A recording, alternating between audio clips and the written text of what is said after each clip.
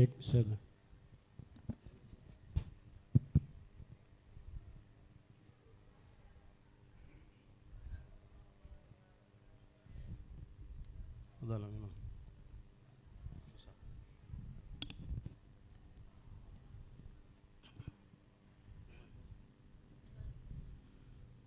سلام الله يا سادة من الرحمن يغشاكم. سلام الله يا سادة من الرحمن يغشاكم. عباد الله جئناكم قصدناكم طلبناكم. سلام الله يا سادة من الرحمن يغشاكم. تعينونا تغيثونا بهمتكم وجدواكم.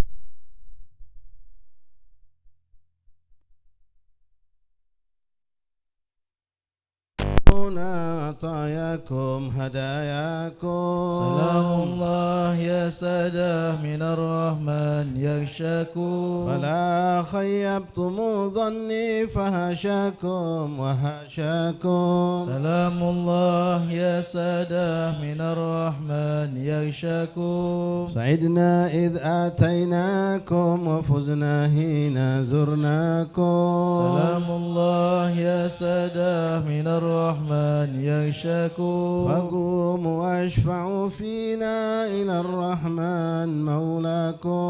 سلام الله يا سادة من الرحمن يغشاكم. عسى نحظى عسى نعطى مزايا من مزاياكم. سلام الله يا سادة من الرحمن يغشاكم. عسى نظرة عسى رحمة تغشانا وتغشاكم. سلام الله يا سادة من الرحمن يغشاكم. سلام الله حياكم وعين الله ترعاكم. سلام الله يا سادة من الرحمن يغشاكم. وصلى الله مولانا وسلم ما أتيناكم. سلام الله يا سادة من الرحمن يغشاكم. على المختار شافعنا ومنقذنا وإياكم. سلام الله يا سادة من الرحمن يغشاكم. سلام الله يا سادة من الرحمن يغشاكم. سلام الله يا سادة من الرحمن يغشاكم. تحية البركات الصلوات الطيبات لله. السلام عليك أيها النبي ورحمة الله وبركاته. السلام علينا وعلى عباد الله الصالحين. السلام عليكم يا أولياء الله. السلام عليكم يا خيرة الله. السلام عليكم يا صفات الله. السلام عليكم يا أهل معرفة بالله. السلام عليكم يا من له مقام عالي عند الله. السلام عليكم يا أهل الاستقامة. السلام عليكم يا أهل القلوب السليمة. السلام عليكم يا أهل الكرامة. السلام عليكم يا أولياء الله. السلام عليكم صلوات ربنا عليكم ورحمة ربنا عليكم ومغفرة ربنا عليكم ورضوان ربنا عليكم. السلام عليكم صلوات ربنا عليكم ورحمة ربنا عليكم ومغفرة ربنا عليكم ورضوان ربنا عليكم. السلام عليكم صلوات ربنا عليكم ورحمة ربنا عليكم ومغفرة ربنا عليكم ورضوان ربنا عليكم. السلام عليكم يا أهل القبور آتاكم ما توعدون ونحن إن شاء الله بكم لاهقون. نسأل الله لنا ولكم العافية. السلام عليكم يا أهل لا إله إلا الله. من أهل لا إله إلا الله كيف وجدتم لا إله إلا الله. يا لا إله إلا الله بحق لا إله إلا الله اجعلنا ووالدينا ومشايخنا ومعلمنا وأولادنا وبناتنا وذوي الحقوق علينا وأصحابنا وأحبابنا أهل مجلسنا وطلابنا وتلميذاتنا من حضر معنا خاصة من غاب عنا من حواس أهل لا إله إلا الله واحشرنا وإياهم في زمرة من قال لا إله إلا الله محمد رسول الله. اللهم رب الأرواح الباقية والأجسام البالية والعظام الناخرة والشعور المتمزقة التي خرجت من الدنيا وهي بك مؤمنة أدخل اللهم عليهم روحا منك وسلاما منا. السلام عليكم إخواننا من المسلمين والمؤمنين. يرحم الله منكم المتقدمين والمتأخرين.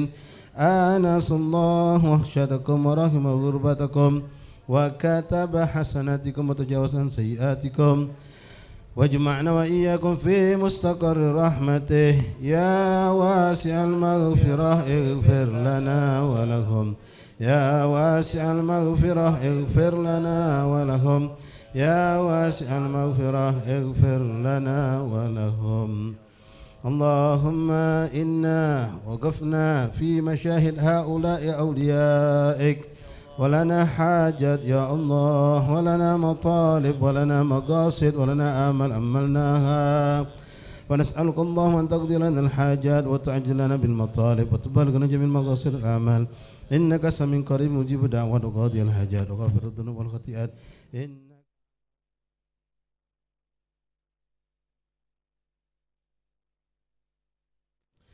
Untuk di sop depan mungkin jangan diisi kecuali asatis atau orang-orang tua.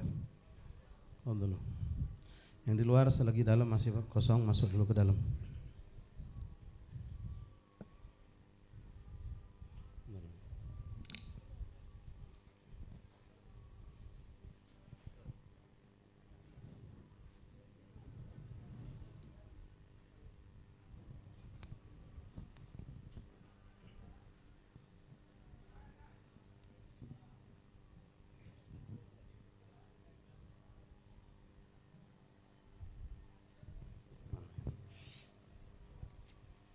Sini nggak apa-apa.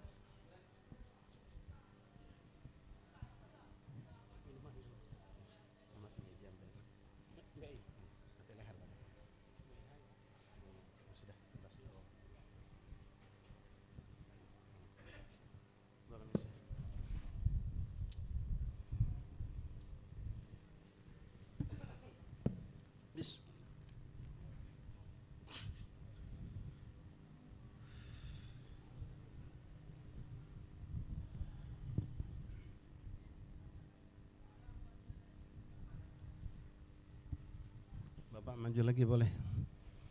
Maju lagi sampai pas di magam. Al-Fatihah wa Yasin wa Tahlil wa Tasbih wa Tahmid. Wassalatu ala Nabi Muhammad sallallahu alaihi wasallam wa tayassum al-adhkar wa du'a. Nuhdiha nuqaddim thawabah dhikra ila arwah. Ila rusulina wa syafi'ina qurrata a'yunina sayyidina Rasulillah Muhammad ibn Abdullah sallallahu alaihi wasallam.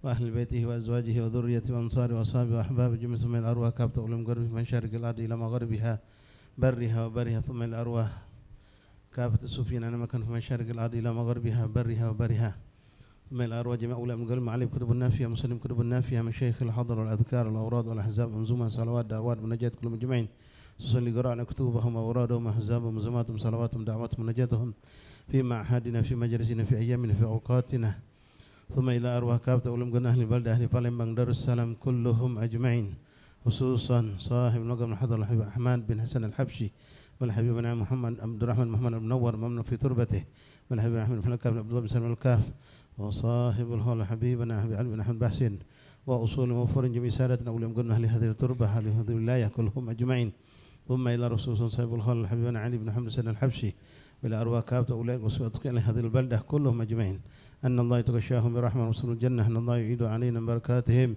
واسرارهم وانوارهم وعلومهم كرامات من وفاه الدين والاخره نوينا يا ربنا بهذا الاجتماع في هذه الليلة المباركة همنا وآباؤنا وأسلافنا الصالحون إن الله يدخل نياتنا في نياتنا وأعمالنا في أعمالنا وأخلاقنا في أخلاق من الله نور قلوبنا وقلوبنا يزكي أنفسنا وحسن أخلاقنا جمعنا ظالبنا إن الله تكرم علينا وتكرم بباري الصالحين سمع ظهر باطنا على هدينا صالحة وما نواب آباءنا وصافنا وسلمنا وشيخنا ونحن الأمر وسلم شبكم سالم وأمانة وقرب الزمان ومنصب الوقت إن الله يدخل نياتنا معهم صالحة جالبة كل خير دابة كل شر أننا المسلمين وإلى حضرة النبي فاتحة ياسين أعوذ بالله من الشيطان الرجيم بسم الله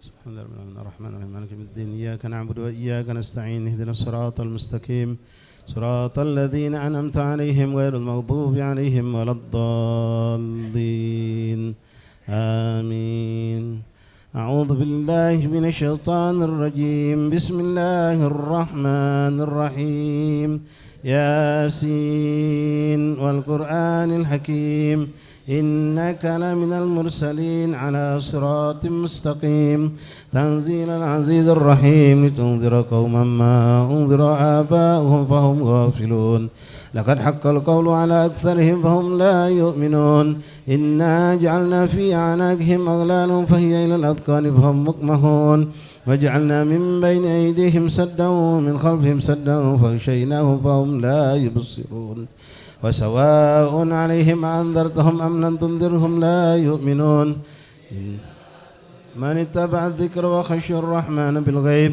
وبشره بمغفرة وأجر كريم إنا نحن نحيي الموتى ونكتب ما قدموا وآثارهم وكل شيء أحصيناه في إمام مبين وضرب لهم مثلا أصحاب القرية إذ جاءها المرسلون إذ أرسلنا إليهم 2 فكذبوهما فعززنا ب3 فقالوا إنا إليكم مرسلون قالوا ما أنتم إلا بشر مثلنا وما أنزل الرحمن من شيء إن أنتم إلا تكذبون قالوا ربنا يعلم إنا إليكم لمرسلون وما علينا إلا البلاغ المبين قالوا إنا تطيرنا بكم لئن لم تنتهوا لنرجمنكم وليمسنكم منا عذاب أليم قالوا طائركم معكم إن ذكرتم بل أنتم قوم مسرفون وجاء من أقصى المدينة رجل يسعى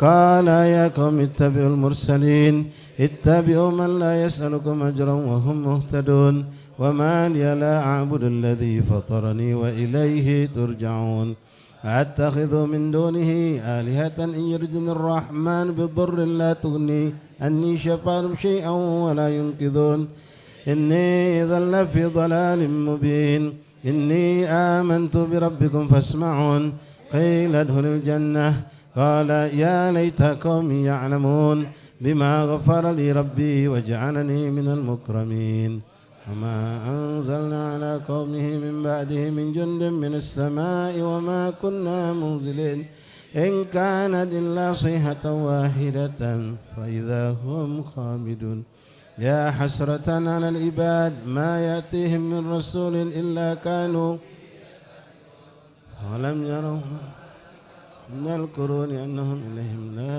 يرجعون وإن كل لما جميع لدينا مهضرون وآية لهم الأرض الميتة أحييناها وأخرجنا منها حبا فمنه يأكلون وجعلنا فيها جنات من نخيل وعناب وفجرنا فيها من العيون ليأكلوا من ثمره وما عملت أيديهم أفلا يشكرون سبحان الذي خلق الأزواج كلها مما تنبت الأرض ومن أنفسهم ومما لا يعلمون وآية لهم منه النهار فإذا هم مظلمون الشمس تجري لمستقر لها ذلك تقدير العزيز العليم والقمر قدرناه منازل حتى عاد كالأرجون القديم لا الشمس ينبغي لها أن تدرك القمر ولا الليل سابق النهار وكل في فلك يسبحون وآية لهم أنا حملنا ذريتهم في الفلك المشحون وخلقنا لهم من مثله ما يركبون وإن نشأ نغرقهم فلا صريخ لهم ولا هم ينقذون إلا رحمة منا ومتاعا إلى حين وإذا قيل لهم اتقوا ما بين أيديكم وما خلفكم لعلكم ترهمون وما تأتيهم من آية من آيات ربهم إلا كانوا عنها معرضين وإذا قيل لهم أنفقوا مما رزقكم الله قال الذين كفروا للذين آمنوا ونطعم من لو شاء الله أطعمه إن أنتم إلا في ضلال مبين ويقولون متى هذا الوعد إن كنتم صادقين ما ينظرون إلا صيحة واحدة تأخذهم وهم يخصمون فلا يستطيعون توصية ولا إلى أهلهم يرجعون ونفخ في الصور فإذا هم من الأجداث إلى ربهم ينسلون قالوا يا ويلنا من بعثنا من مرقدنا هذا ما وعد الرحمن وصدق المرسلون إن كانت إلا صيحة واحدة فإذا هم جميع لدينا محضرون فاليوم لا تظلم نفس شيئا ولا تجزون إلا ما كنتم تعملون إنا أصحاب الجنة اليوم في شغل فاكهون هم وأزواجهم في ظلال على الأرائك متكئون لهم فيها فاكهة ولهم ما يدعون سلام قولا من رب رحيم وامتازوا اليوم أيها المجرمون ألم أعهد إليكم يا بني آدم ألا تعبدوا الشيطان إنه لكم عدو مبين وأن اعبدوني هذا صراط مستقيم ولقد أضل منكم جبلا كثيرا أفلم تكونوا تعقلون هذه جهنم التي كنتم توعدون اصلوها اليوم بما كنتم تكفرون اليوم نختم على أفواههم وتكلمنا أيديهم تشهد أرجلهم بما كانوا يكسبون ولو نشاء لطمسنا على أعينهم فاستبقوا الصراط فعنا يبصرون ولو نشاء لمسخناهم على مكانتهم وما استطاعوا مضيا ولا يرجعون ومن نعمره ننكسه في الخلق أفلا يعقلون وما علمناه الشعر وما ينبغي له إن هو إلا ذكر وقرآن مبين لينذر من كان حيا ويحق القول على الكافرين أولم يروا أنا خلقنا لهم مما عملت أيدينا أنعاما فهم لها مالكون وذللناها لهم فمنها ركوبهم ومنها يأكلون ولهم فيها منافع ومشارب أفلا يشكرون واتخذوا من دون الله آلهة لعلهم ينصرون لا يستطيعون نصرهم وهم لهم جند مخضرون فلا يحزنك قولهم إنا نعلم ما يسرون وما يؤمنون ولم ير الإنسان أنا خلقناه من نطفة فإذا هو خصيم مبين وضرب لنا مثلا ونسي خلقه قال من يحيي العظام وهي رميم قل يحييها الذي أنشأها أول مرة وهو بكل خلق عليم الذي جعل لكم من الشجر الأخضر نارا فإذا أنتم منه توقدون أوليس الذي خلق السماوات والأرض بقادر على أن يخلق مثلهم بلى وهو الخلاق العليم إنما أمره إذا أراد شيئا أن يقول له كن فيكون فسبحان الذي بيده ملكوت كل شيء وإليه ترجعون إن الله وملائكته يصلون على النبي يا أيها الذين آمنوا صلوا عليه وسلموا تسليما اللهم صل أفضل الصلاة على أسعد مخلوقاتك حبيب الله سيدنا محمد وعلى آله وصحبه وسلم عدد معلوماتك ومداد كلماتك كلما ذكرك الذاكرون وغفر عن ذكرك الغافلون اللهم صل أفضل الصلاة على أسعد مخلوقاتك حبيب الله سيدنا محمد وعلى آله وصحبه وسلم عدد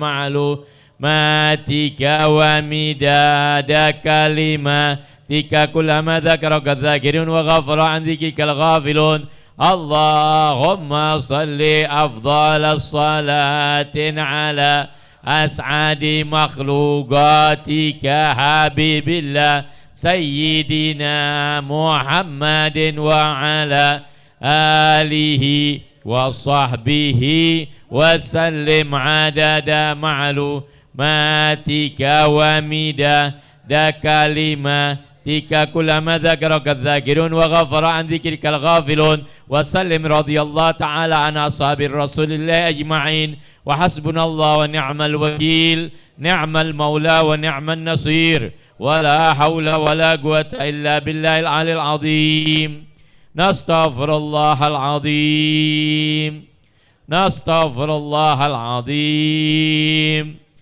نستغفر الله العظيم إن الله الغفور الرحيم قال رسول الله صلى الله عليه وسلم أفضل ما قلت أنا والنبينا من قبلي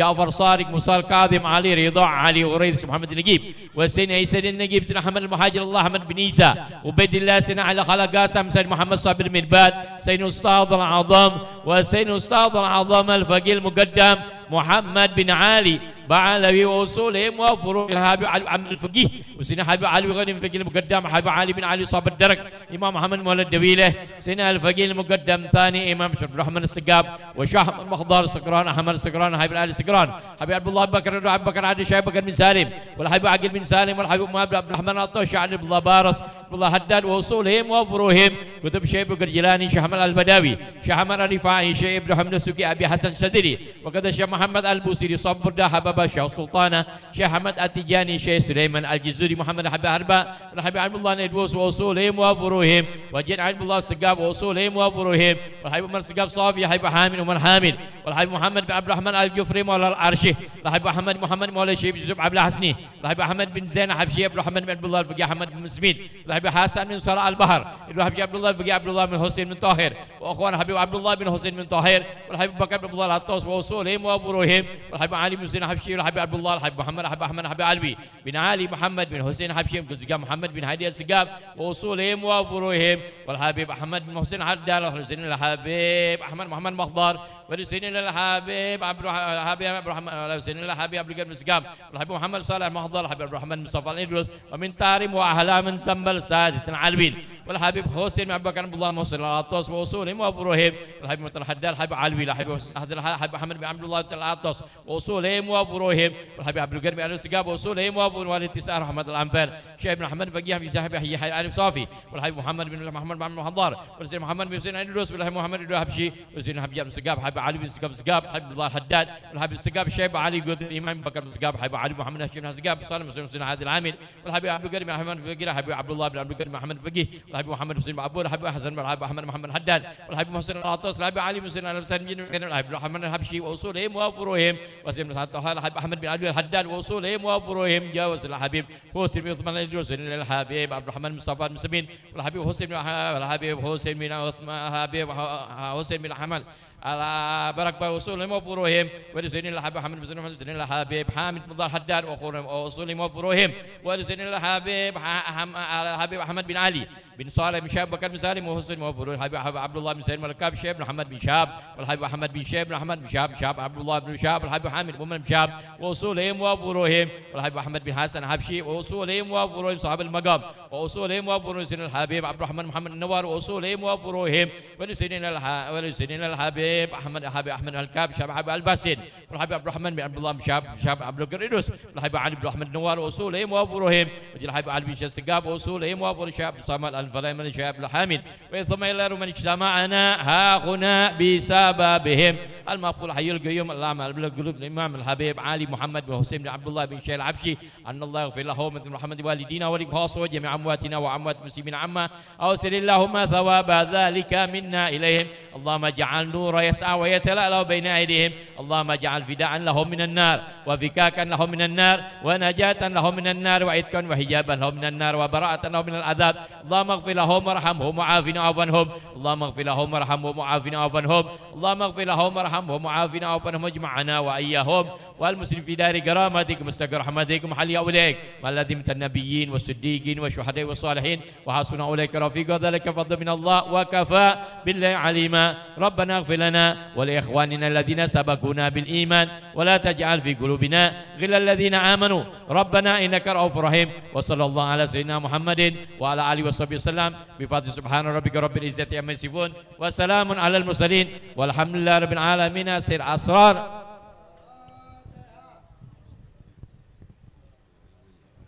الرحيم مالك يوم الدين إياك نعبد وإياك نستعين اهدنا الصراط المستقيم صراط الذين أنعمت عليهم غير المغضوب عليهم. بسم الله الرحمن الرحيم الحمد لله رب العالمين اللهم صل على سيدنا محمد وعلى سيدنا محمد ربنا تقبل منا انك سليم وتب علينا وانت رحيم ربنا الله تحياتك وسلام الحمد لله رب العالمين.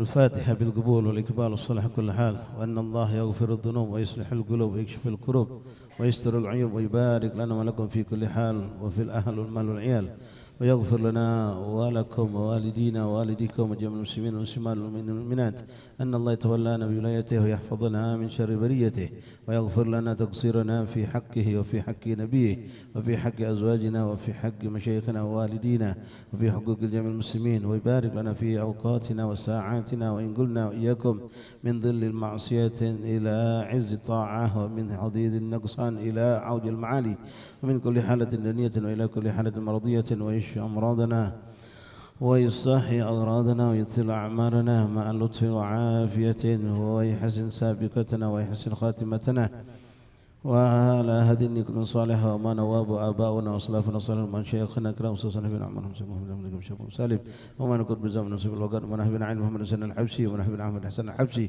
وما نوهب عن محمد بحسن إلى حضرة النبي فاتحة. أعوذ بالله من الشيطان الرجيم. بسم الله الرحمن الرحيم. الحمد لله رب العالمين الرحمن الرحيم مالك يوم الدين إياك نعبد وإياك نستعين اهدنا الصراط المستقيم صراط الذين أنعمت عليهم غير المغضوب عليهم ولا الضالين آمين يا ربي. يا ربي صل على محمد ما لها في الأفق نور كوكب. يا ربي صل على محمد يا ربي صل عليه وسلم. يا ربي صل على محمد الفاتح الخاتم المقرب.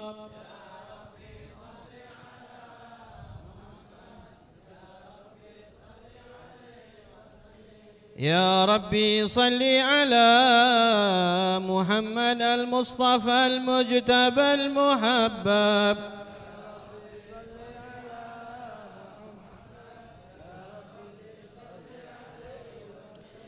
يا ربي صل على محمد ما لها بدر وغاب غيهاب.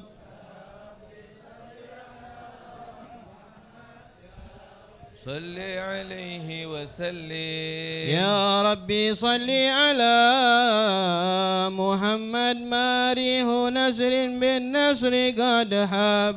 يا ربي صل على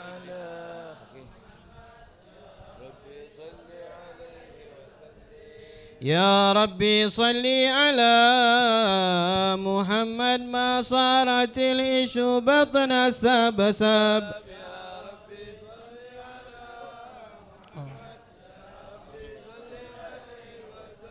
يا ربي صل على محمد وكل من للحبيب ينسب.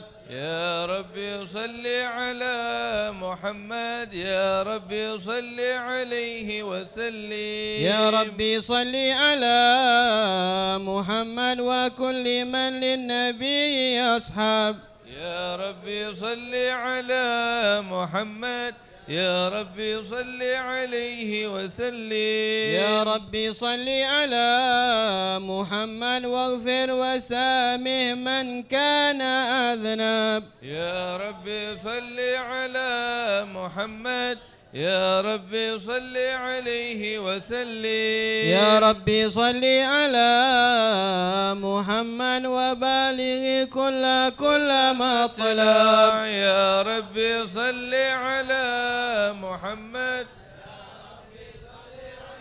وسلم. يا ربي صل على محمد واسلك بنا ربي خير مذهب. يا ربي صل على محمد يا ربي صل عليه وسلم. يا ربي صل على محمد واسله وسهل ما قد تصعب.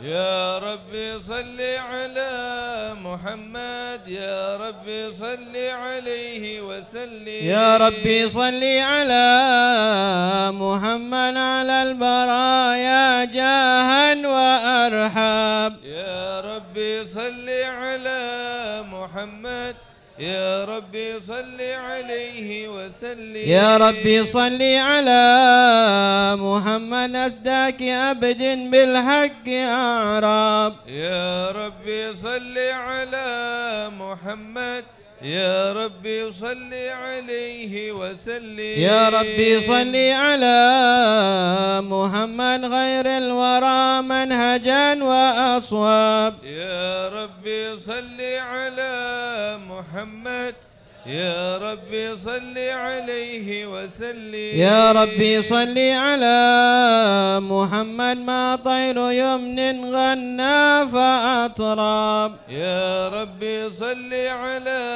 محمد يا ربي صل عليه وسلم. يا ربي صل على محمد يا ربي صل عليه وسلم. يا ربي صل محمد يا ربي صل عليه وسلم. أعوذ بالله من الشيطان الرجيم. بسم الله الرحمن الرحيم. الحمد لله القوي سلطانه الواضح البرهان المبسوط في وجوده كرمه وإحسانه صلى الله عليه تعالى مجده وعظم شانه. خلق الخلق لحكمة وطوى عليها علما وبسط لهم من فائد المنة ما جرت به في أقداره الكسمة. صلى الله عليه فأرسل إليهم أشرف خلقه وأجل عبيده الرحمة. تعلقت إرادته الأزلية بخلق هذا الأبد المحبوب فانتشرت آثار شرفه في أوالم شهادتي والغيوب. فما أجل هذا المن الذي تكرم به المنان وما أعظم هذا الفضل الذي برز من حضرة الإحسان. صورة كاملة ظهرت في هيكل محمود فتعطرت بوجودها أكناف الوجود وطرزت برد العوالم بطراز التكريم. اللهم صل وسلم أشرف الصلاة وتسليم على سيدنا ونبينا محمد الرؤوف الرحيم. اللهم صل وسلم وبارك عليه وعلى آله. اللهم صل وسلم وبارك عليه وعلى آله. تجلى الحق في عالم قدسه الواسع تجليا قضى بانتشار فضله في القريب والشاسع. فله الحمد الذي لا تنحصر أفراده بتعداد ولا يمل تكراره بكثرة ترداد حيث أبرز من عالم الإمكان صورة هذا الإنسان ليتشرف بوجوده الثقلان وتنتشر أسراره في الأكوان. فما من سر اتصل به قلب منيب إلا من سوابق فضل الله على هذا الحبيب صلى الله عليه. يا لقلب سروره قد توالى بحبيب عم الأنام نوالا. جل من شرف الوجود بنور غمر الكون بهجة وجمالا. صلى الله عليه يترقى في الحسن على مقام وتناهى في مجده وتعالى. لاحظت العيون فيما اجتلته بشرا كاملا يزيح الضلالا. صلى الله وهو عليه من فوق علم ما قرته رفعة في شؤونه وكمالا. فسبحان الذي أبرز من حضرة الامتنان ما يعجز عن وصفه اللسان ويحار في تعقل معانيه الجنان. انتشر منه في عالم البطون والظهور ما ملأ الوجود الخلقي نور. فتبارك الله من إله كريم بشرتنا آياته في الذكر الحكيم ببشارة. لقد جاءكم رسول من أنفسكم عزيز عليه ما عنتم حريص عليكم بالمؤمنين رؤوف رحيم. صلى الله عليه. فمن فاجأته هذه البشارة وتلقاها بقلب سليم فقد هدي إلى صراط مستقيم. الله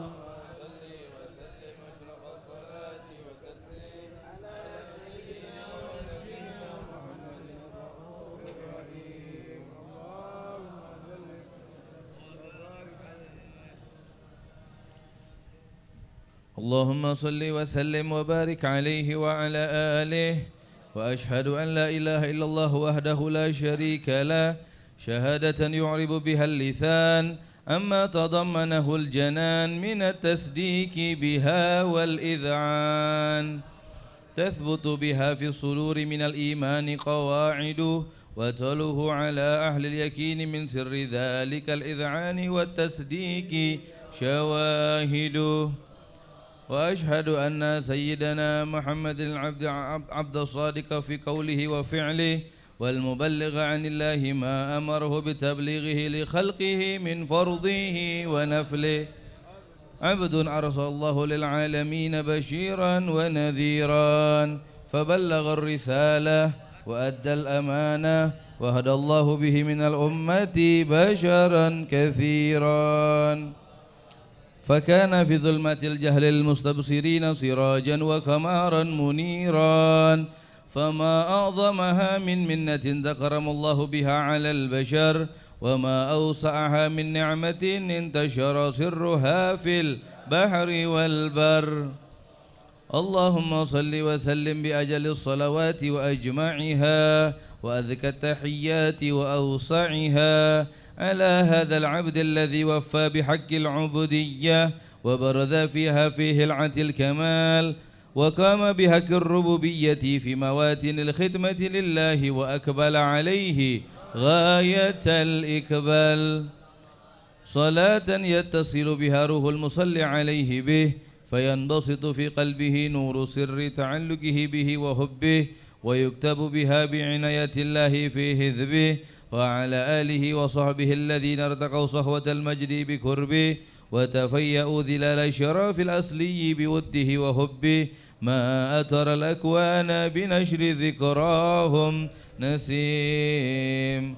اللهم صل وسلم أشرف الصلاة والتسليم على سيدنا ونبينا محمد الرؤوف الرحيم.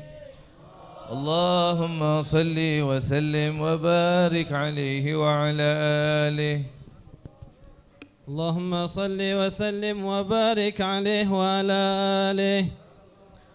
أما بعد، فلما تعلقت إرادة الله في العلم القديم بظهور أسرار التخصيص للبشر الكريم بالتقديم والتكريم، نفذت القدرة الباهرة بالنعمة الواسعة والمنة الغامرة، فانفلقت بيدة التصوير في العالم المتلك الكبير عن جمال مشهود بالعين، حاول وصف الكمال المتلك والحسن التام والزين، فتنقل ذلك الجمال الميمون في الأصلاب الكريمة والبطون، فما من صلب ضمه إلا وتمت عليهم من الله النعمة، وهو القمر التام الذي يتنقل في بروجه ليتشرف به موطن استقراره وموضع خروجه.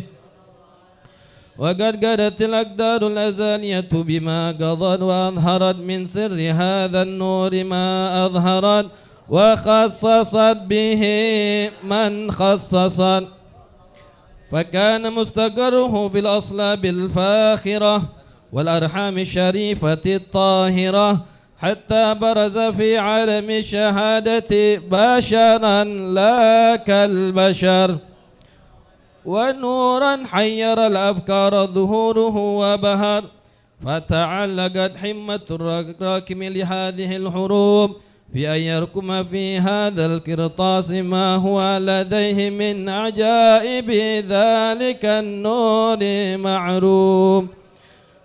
وإن كانت الألسن لا تفي بعشر معشار أوصاف ذلك الموصوف تشفيقا للسامعين من خواص المؤمنين، وترويحا للمتعلقين بهذا النور المبين، وإلا فأنا تعرب الأكلام عن شؤون خير الأنام، ولكن هزني إلى تدوين ما حفظته من سير أشرف المخلوقين، وما أكرمه الله به في مولده من الفضل الذي عم العالمين.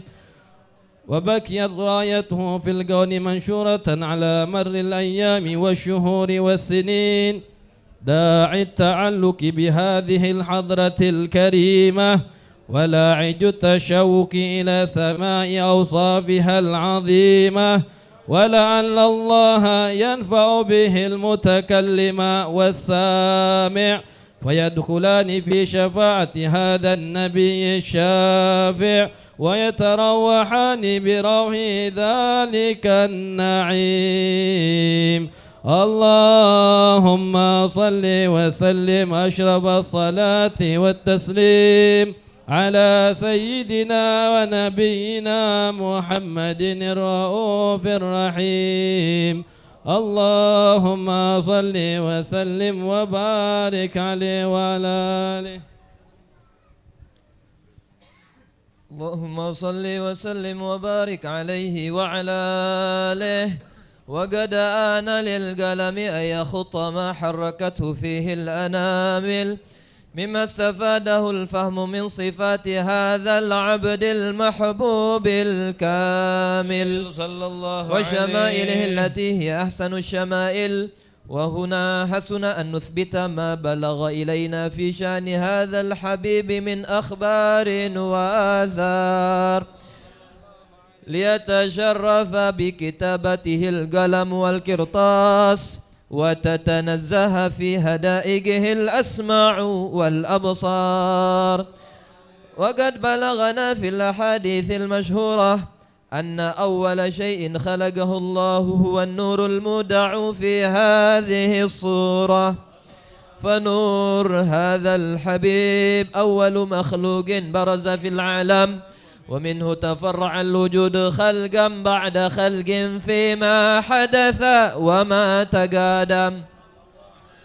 وقد أخرج عبد الرزاق بسنده عن جابر بن عبد الله الأنصاري رضي الله عنهما قال: قلت يا رسول الله بأبي وأمي أخبرني عن أول شيء خلقه الله قبل الأشياء.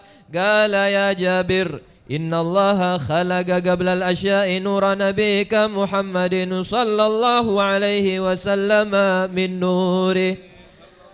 وقد ورد من حديث أبي هريرة رضي الله عنه أنه قال رسول الله صلى الله عليه وسلم: كنت أول النبيين في الخلق وآخرهم في البعث. وقد تعددت الروايات بأنه أول الخلق وجودا وأشرفهم مولودا. ولما كانت السعادة الأبدية لها ملاحظة خفية اختصت من شاءت من البرية بكمال الخصوصية، فاستودعت هذا النور المبين أصلاب وبطون من شرفته من العالمين، فتنقل هذا النور من صلب آدم ونوح وإبراهيم حتى أوصلته يد العلم القديم إلى من خصصته بالتكريم أبيه الكريم عبد الله بن عبد المطلب ذي القدر العظيم، وأمه التي هي في المخاوف آمنة السيدة الكريمة آمنة، فتلقاه صلب عبد الله فألقاه إلى بطنها فضمته أحشاؤها بمعونة الله محافظة على حق هذه الدرة وصونها، فحملته برعاية الله كما ورد عنها حملا خفيفا لا تجد له ثقلا ولا تشكو منه ألما ولا عللا، حتى مر الشهر بعد الشهر من حمله وقرب وقت بروزه إلى عالم الشهادة لتنبسط على أهل هذا العالم فيوضات فضله وتنتشر فيه آثار مجده الصميم. اللهم صل وسلم أشرف الصلاة والتسليم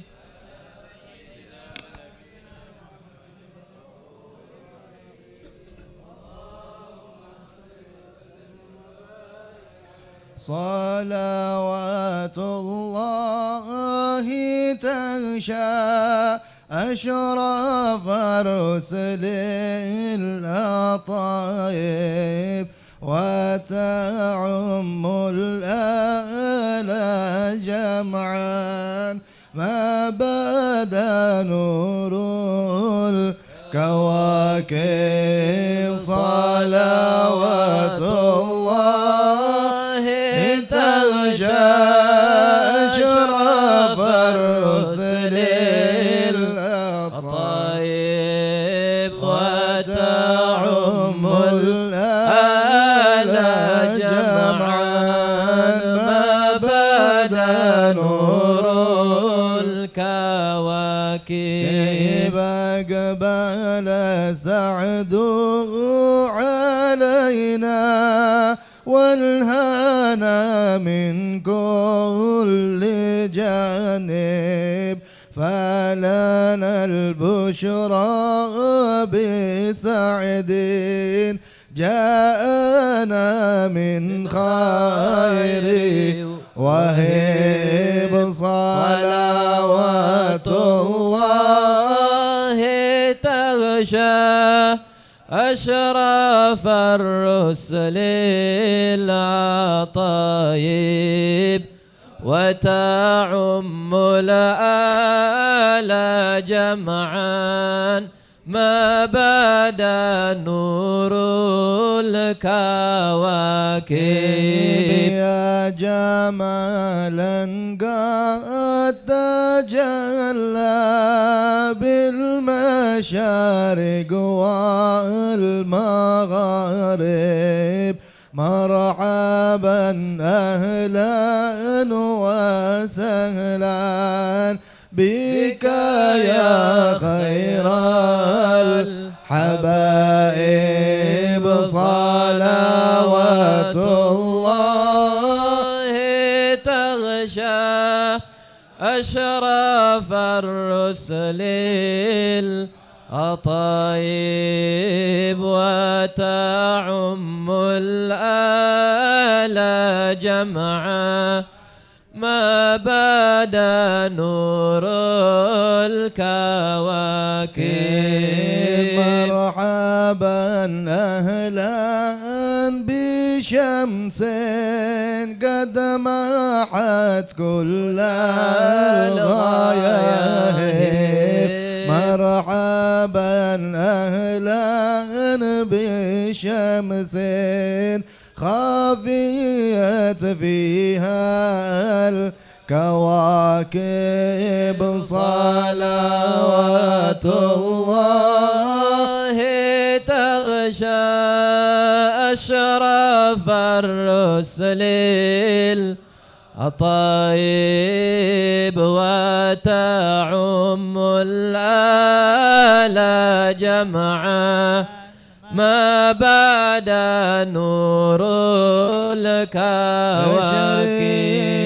الأصل لذنا بك في كل النوائب أنت مرجى كل عاصٍ أنت مأوى كل تائب صلوات الله تغشى أشرف الرسل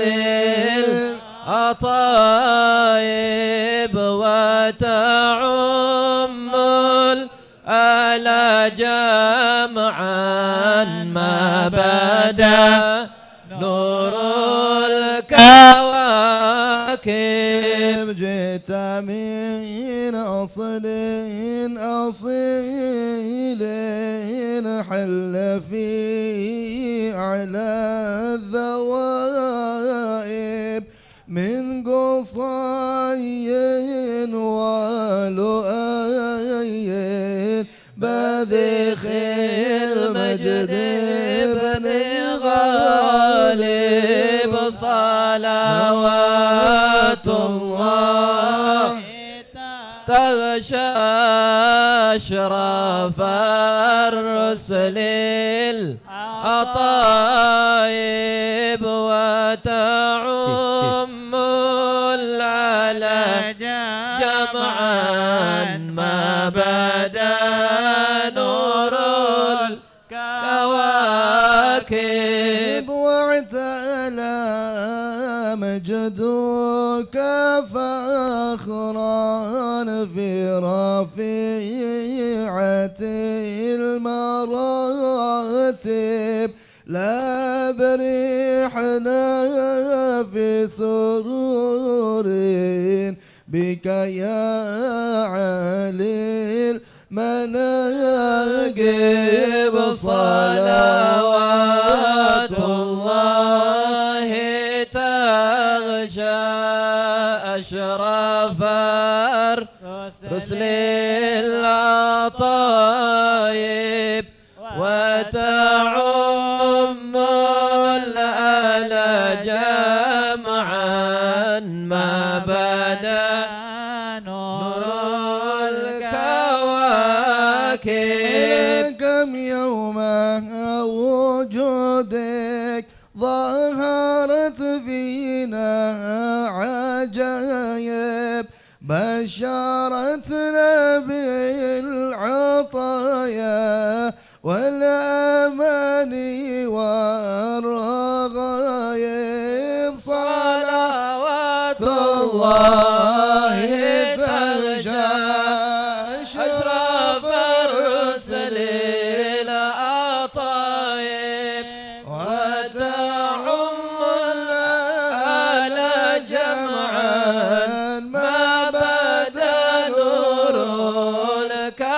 الكواكب قد شربنا من صفانا بك من أحلى المشارب فلرب الحمد حمدا جل أن يحصيه حسب صلوات الله تغشى أشرف الرسل العطايب وتعم الآل جمعا ما بدا نور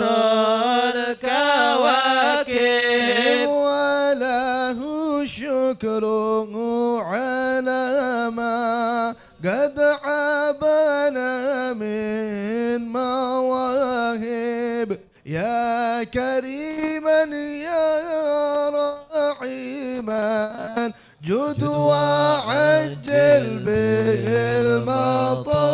بالمطالب صلوات الله تغشى أشرف الرسل العطايب وتعم الآل جمعا ما بدا نور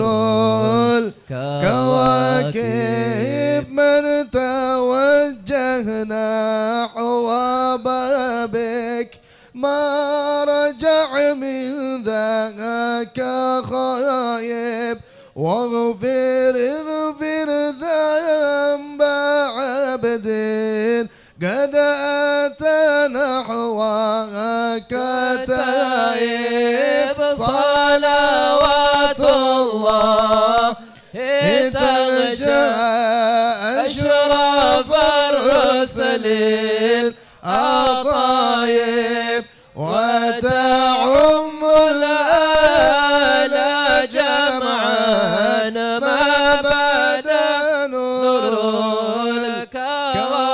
الكواكب اللهم صل وسلم وبارك عليه وعلى آله اللهم صل وسلم وبارك عليه وعلى آله ومنذ علقت به هذه الدرة المكنونة والجوهرة المسونة والكون كله يصبح ويمسي في سرور وابتهاج بقرب ظهور إشراك هذا السراج والعيون متشوقة إلى البروز متشوقة إلى التقاط جواهر كنوزه وكل دابة لقريش نطقت بفصيح العبارة معلنة بكمال البشارة وما من حامل حملت في ذلك العام إلا أتت في حملها بغلام من بركات وسعادة هذا الإمام ولم تزل الأرض والسماوات متضمخة بإطر الفرح بملاقاة أشرف البريات وبروزه من عالم الخفاء إلى عالم الظهور بعد تنقله في البطون والزهور فأظهره الله في الوجود بهجة التكريم وبسط في العالم الكبير مائدة التشريف والتعظيم ببروز هذا البشر الكريم اللهم صل وسلم أشرف الصلاة والتسليم على سيدنا ونبينا محمد الرؤوف الرحيم اللهم صل وسلم وبارك عليه وعلى آله اللهم صل وسلم وبارك عليه وعلى آله صلى الله عليه. فحين قرب أوان وضع هذا الحبيب أعلنت السماوات والأرضون ومن فيهن بالترحيب وأمطار الجود الإلهي على أهل الوجود تثج وألسنة الملائكة بالتبشير للعالمين تعج. سبحان الله الحمد لله لا إله إلا الله والله أكبر. سبحان الله الحمد لله ولا إله إلا الله والله أكبر. سبحان الله الحمد لله ولا إله إلا الله والله أكبر. والقدرة كشفت قناع هذا المستور ليبرز نوره كاملا في عالم الظهور نورا فاق كل نور وأنفذ الحق حكمه على من أتم الله عليه النعمة من خواص الأمة أن يحضر عند وضعه أمة تأنيسا لجنابها المسعود ومشاركة لها في هذا الصماط الممدود فحضرت بتوفيق الله سيدة مريم والسيدة آسية ومعهما من الحور العين من قسم الله له من الشرف بالقسمة الوافية فأتى الوقت الذي رتب الله على حضوره وجود هذا المولود فانفلق صبح الكمال من النور عن عمود وبرز الحامد المحمود مذعنا لله بالتعظيم والسجود صلى الله على محمد صلى الله عليه وسلم صلى الله على محمد يا ربي صل وسلم. يا رسول الله سلام عليك يا رفيع الشان والدرج يا رسول الله سلام عليك يا رفيع الشان والدرج. كل بيت أنت ساكنه ليس محتاجا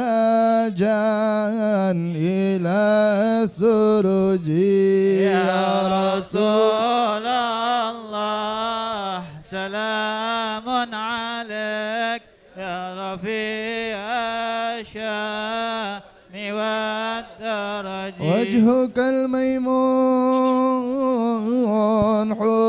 حجتنا يوم تأتي الناس بالحجج يا رسول الله سلام عليك يا رفيع الشان والدرج يا نبي سلام عليك يا رسول سلام عليك يا حبيب سلام عليك صلوات الله عليك الله نبي سلام عليك يا رسول سلام عليك يا حبيب سلام عليك صلوات الله عليك الكون ابتهاجا بوجود المصطفى أحمد ولي أهل الكون أنس وسرور قد تجدد الله يا نبي سلام عليك يا رسول سلام عليك يا حبيب سلام عليك صلوات الله عليك واضربوا يا أهل المثاني فهزلوا اليمن غرات واستضيء بجمال فقف بالحسن تفرد يا نبي سلام عليك يا رسول سلام عليك يا حبيب سلام عليك صلوات الله علينا البشرى بساعد مستمر ليس ينفد حيث أوتينا عطاء الله الله جمع الفخر المؤبد يا نبي سلام عليك يا رسول سلام عليك الله يا حبيب سلام عليك الله الله صلوات الله عليك فلربي كل حمد جل أن يحصره العدد حبانا بوجود المصطفى المصطفى الهادي محمد يا رسول الله إعنا لزيارة سيدي عنا الله نرتجي منك الشفاعة عند رب العالمين يا رسول الله أهلا مرحبا مرحبا يا مرحبا بك إن بك نسعد مرحبا مرحبا يا مرحبا مرحبا أهلا وسهلا بالرسول مرحبا يا مرحبا مرحبا بالقرب منه والوصول مرحبا يا مرحبا وبجاهه يا إلهي مرحبا مرحبا يا مرحبا جد وبلغ كل مقصد مرحبا مرحبا يا مرحبا مرحبا أهلا وسهلا بالرسول مرحبا يا مرحبا مرحبا بالقرب منه والوصول مرحبا واهدنا نهج سبيله كي به نسعد ونرشد ربي بلغنا بجاهه في جواره خير مقعد يا رسول الله جينا لزيارة قاصدينا نرتجي منك الشفاعة عند رب العالمين ربي فاجعل مجتمعنا غاية حسن الختام واعطينا ما قد سألنا من عطاياك الجسام يا رسول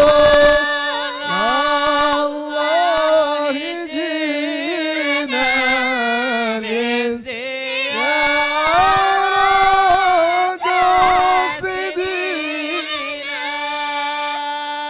قاصدينا نرتجي منك الشفاعة عند رب العالمين وصلاة الله تغشى أشرف الرسل محمد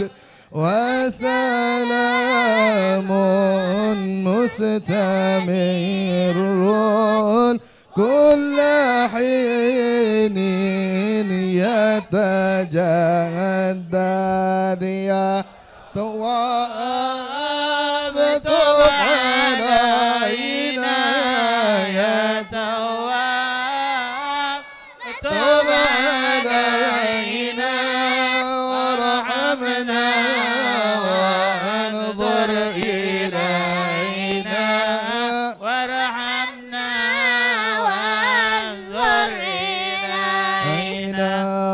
صلى الله على محمد صلى الله عليه وسلم صلى الله على محمد يا ربي صل وسلم صلى الله على محمد صلى الله عليه وسلم صلى الله على محمد يا ربي صل وسلم.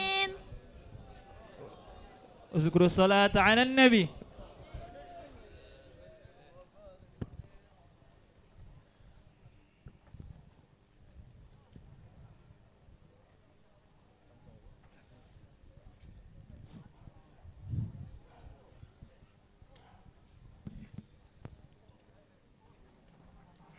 اللهم صل وسلم على سيدنا محمد وعلى آل سيدنا محمد.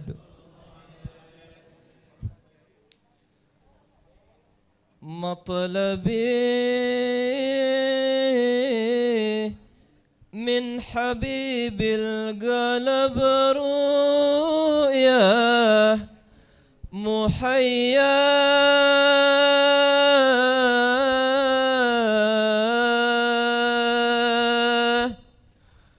ربي حقق لقلبي كلما قد تمنى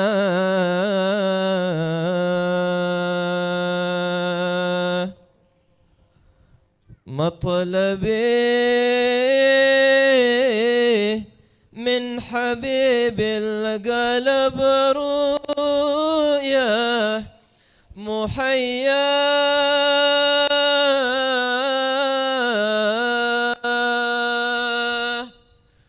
ربي حقق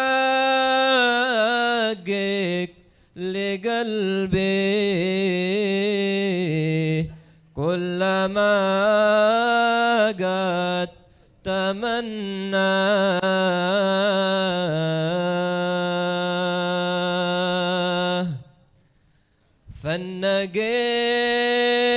فالنقيد للزمن يا ربي أشتاق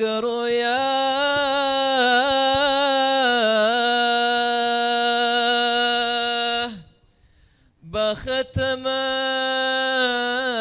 شرف المولى برؤيته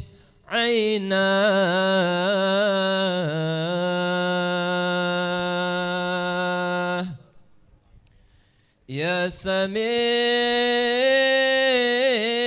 الدعاء حقق لذا القلب رجواه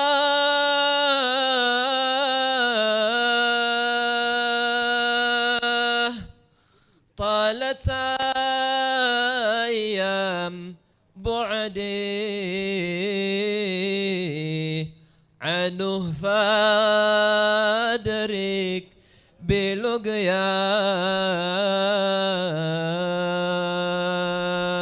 بلقياه محسنا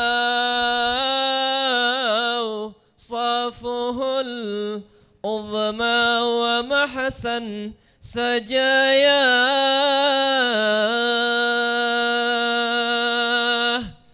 عاشت الروح بفيه ونسمى حسنه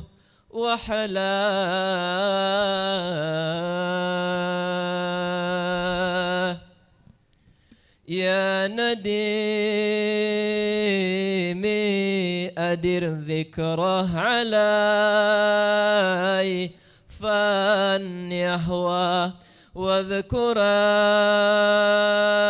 أيام فيها قد نفاح طيب رياه عارف طيب إذا ما شمه الميت أحيا جددوا لي الصفا وقتي وأنسي بذكرى واذكروا لعهود الماضية بين نفيا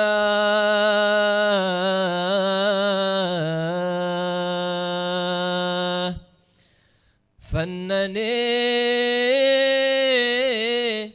قد رضيته كل ما كان يرضى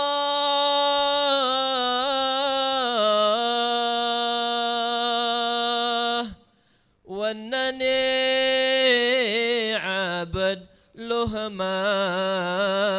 مملوك في كل ما شاء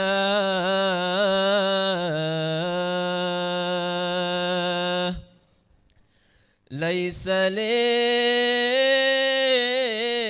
قصد في كل الورى غير إياه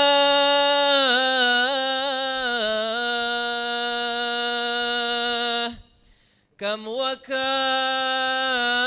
عبد به قد طال في الكون مبناه كم وكم سر عند الذكر له قد وجدناه قد طعيمنا يا لله ما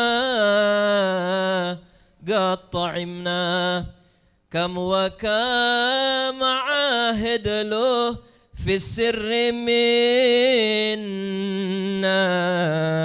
حفظنا يا سميع الدعاء وفر عليه من عطايا واهله الكل واولاده وصاحبه وحباه والصلاة عليه إنه غنى من تولى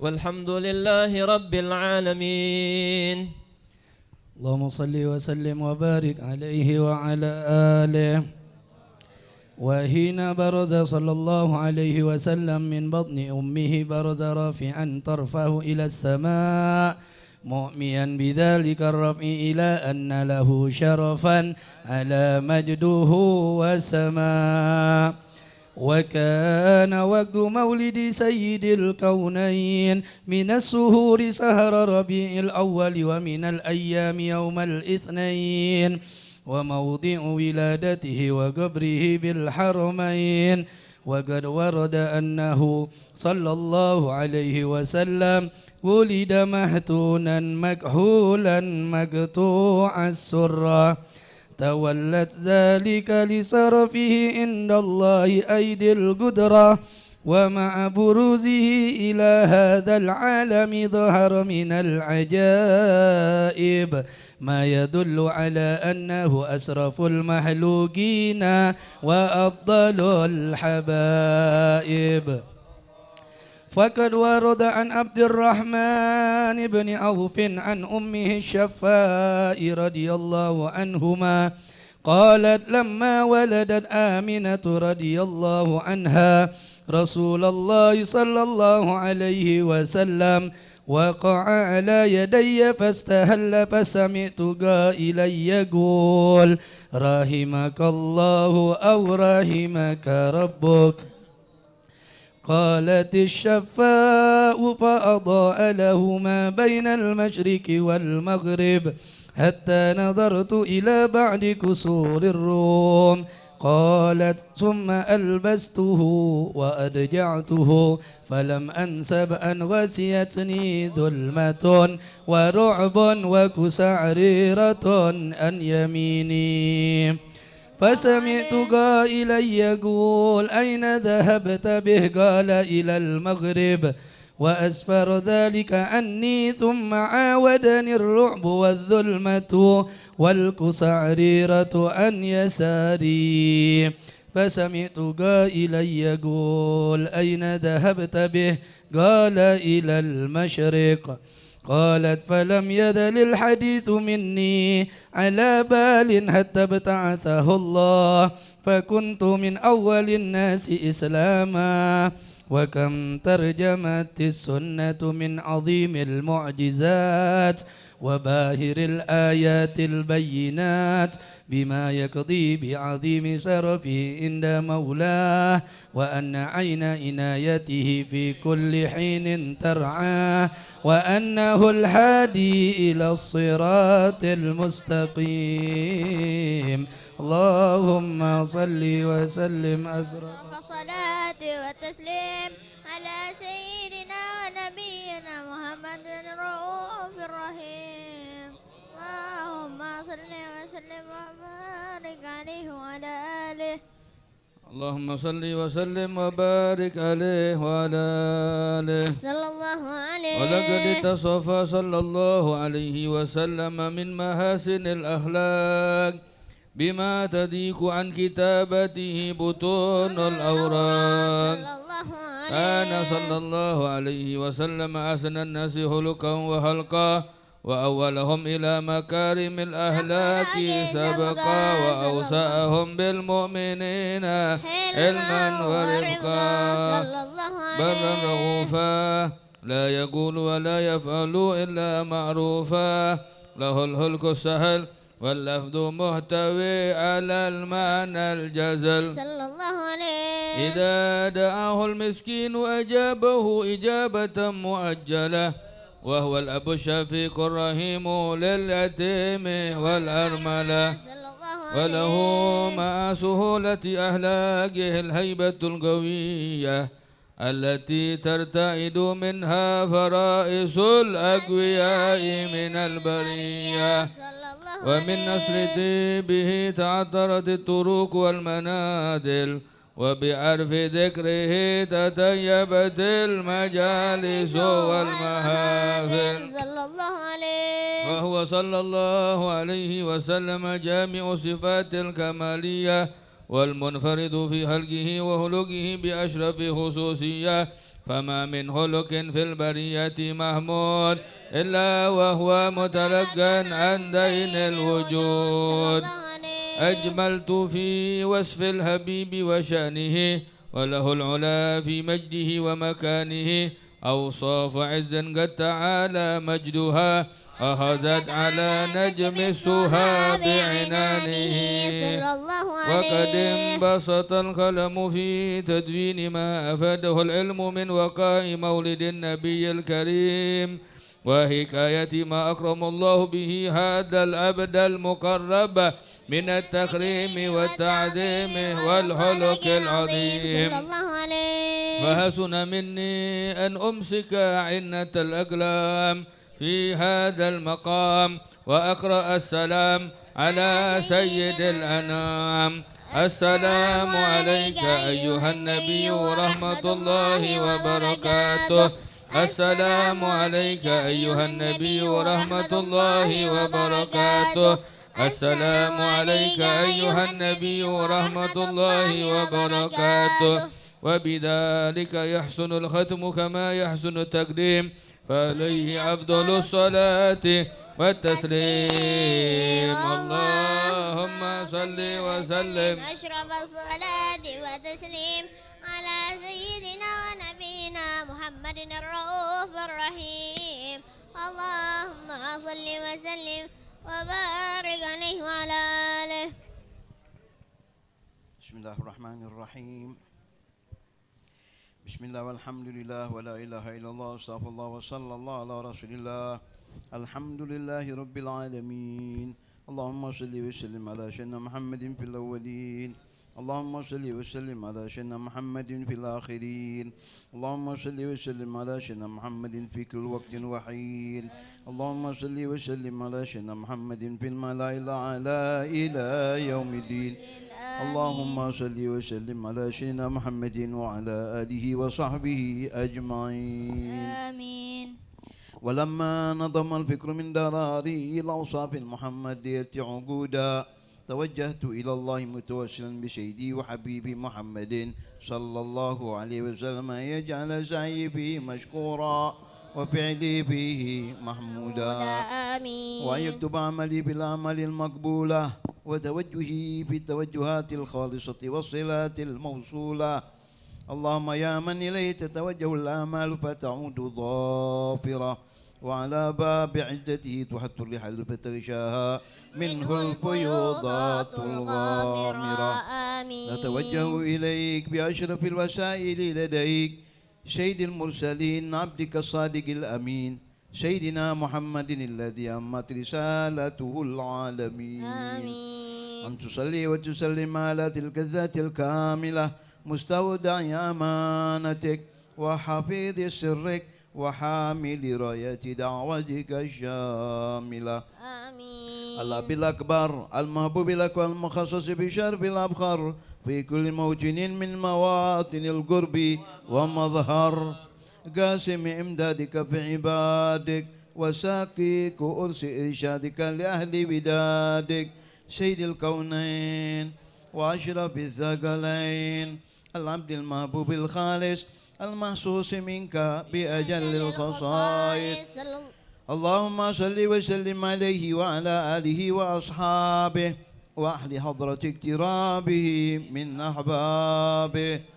اللهم إنا نقدم إليك جاه هذا النبي الكريم ونتوسل إليك بشرف مقامه العظيم أن تلاحظنا في حركاتنا وسكناتنا بعين عنايتك وأن تحفظنا في جميع أطوارنا وتقلباتنا بجميل رعايتك وحصين وقايتك.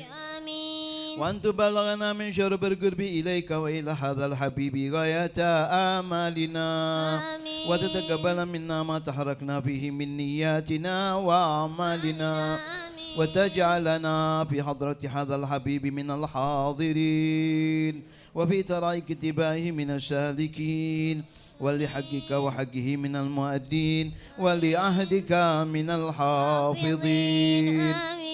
اللهم إن لنا أطمعا في رحمتك الخاصة فلا تحرمنا وظنونا جميلة هي وسيلتنا إليك فلا تغيبنا.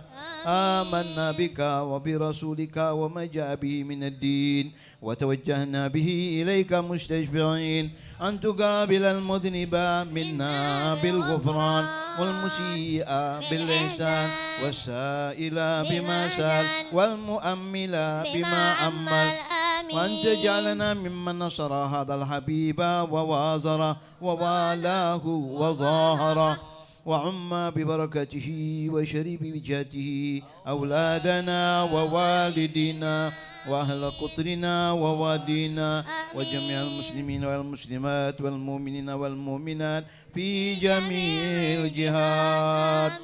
وأدم راية الدين القويم بجميع الأقطار منشورة ومعالم الإسلام والإيمان بأهلها معمورة معنا وسورة.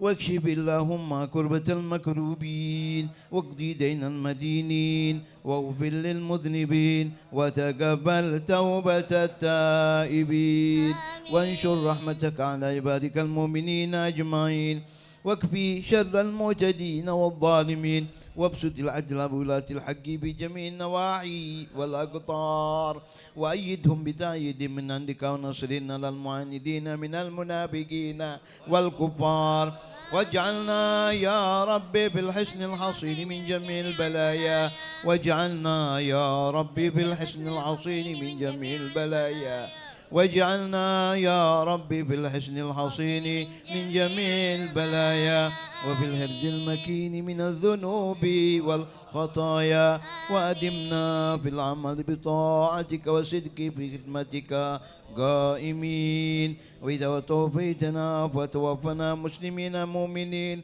واختم لنا منك بخير أجمعين وصلي وسلم على هذا الحبيب المحبوب للأجسام والأرواح والقلوب وعلى آله وصحبه ومن إليه منصوب وآخر دعوانا أن الحمد لله رب العالمين سبحان ربك رب العزة عما يصفون وسلام على المرسلين والحمد لله رب العالمين بسر الفاتحة.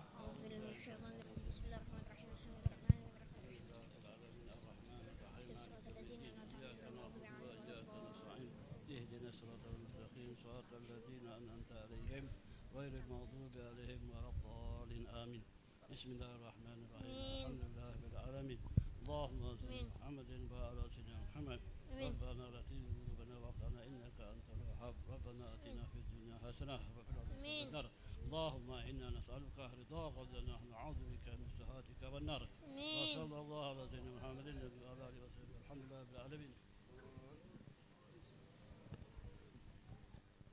Bismillahirrahmanirrahim. Assalamualaikum warahmatullahi wabarakatuh. Alhamdulillahilladzi anzala as-sakinah fi qulubil mu'minin liyazdadu imanan ma'a imanihim. Ashhadu an la ilaha illallah wahdahu la syarikalah wa ashhadu anna sayyidana wa maulana Muhammadan abduhu wa rasuluh. Allahumma salli wa sallim ala sayyidina Muhammadin wa ala ali sayyidina Muhammad. Ma'asyiral hadirin rahimani wa rahimakumullah. Alhamdulillah, bersyukur kita kepada Allah Subhanahu wa taala atas segala bentuk karunia kenikmatan yang Allah Subhanahu wa taala anugerahkan kepada kita sehingga kita dapat hadir duduk bersama di dalam memperingati hari lahirnya baginda Nabi besar Muhammad sallallahu alaihi wa ala alihi wasallam yang pada malam hari ini di dalam rangkaian Majlis Maulid Ishrin kita sekarang bertempat di Majlis Zikir Ziarah di Gubah Al-Habib Ahmad bin Hasan Al-Habsyi. Begitu pula salat dan salam tentunya selalu kita haturkan, kita curahkan kepada junjungan agung kita Sayyiduna wa Habibuna wa Syafi'una Muhammad sallallahu alaihi wasallam beserta keluarga, sahabat, kerabat dan kita insyaallah menjadi pengikut setianya hingga yaumil akhir. Amin amin ya rabbal alamin.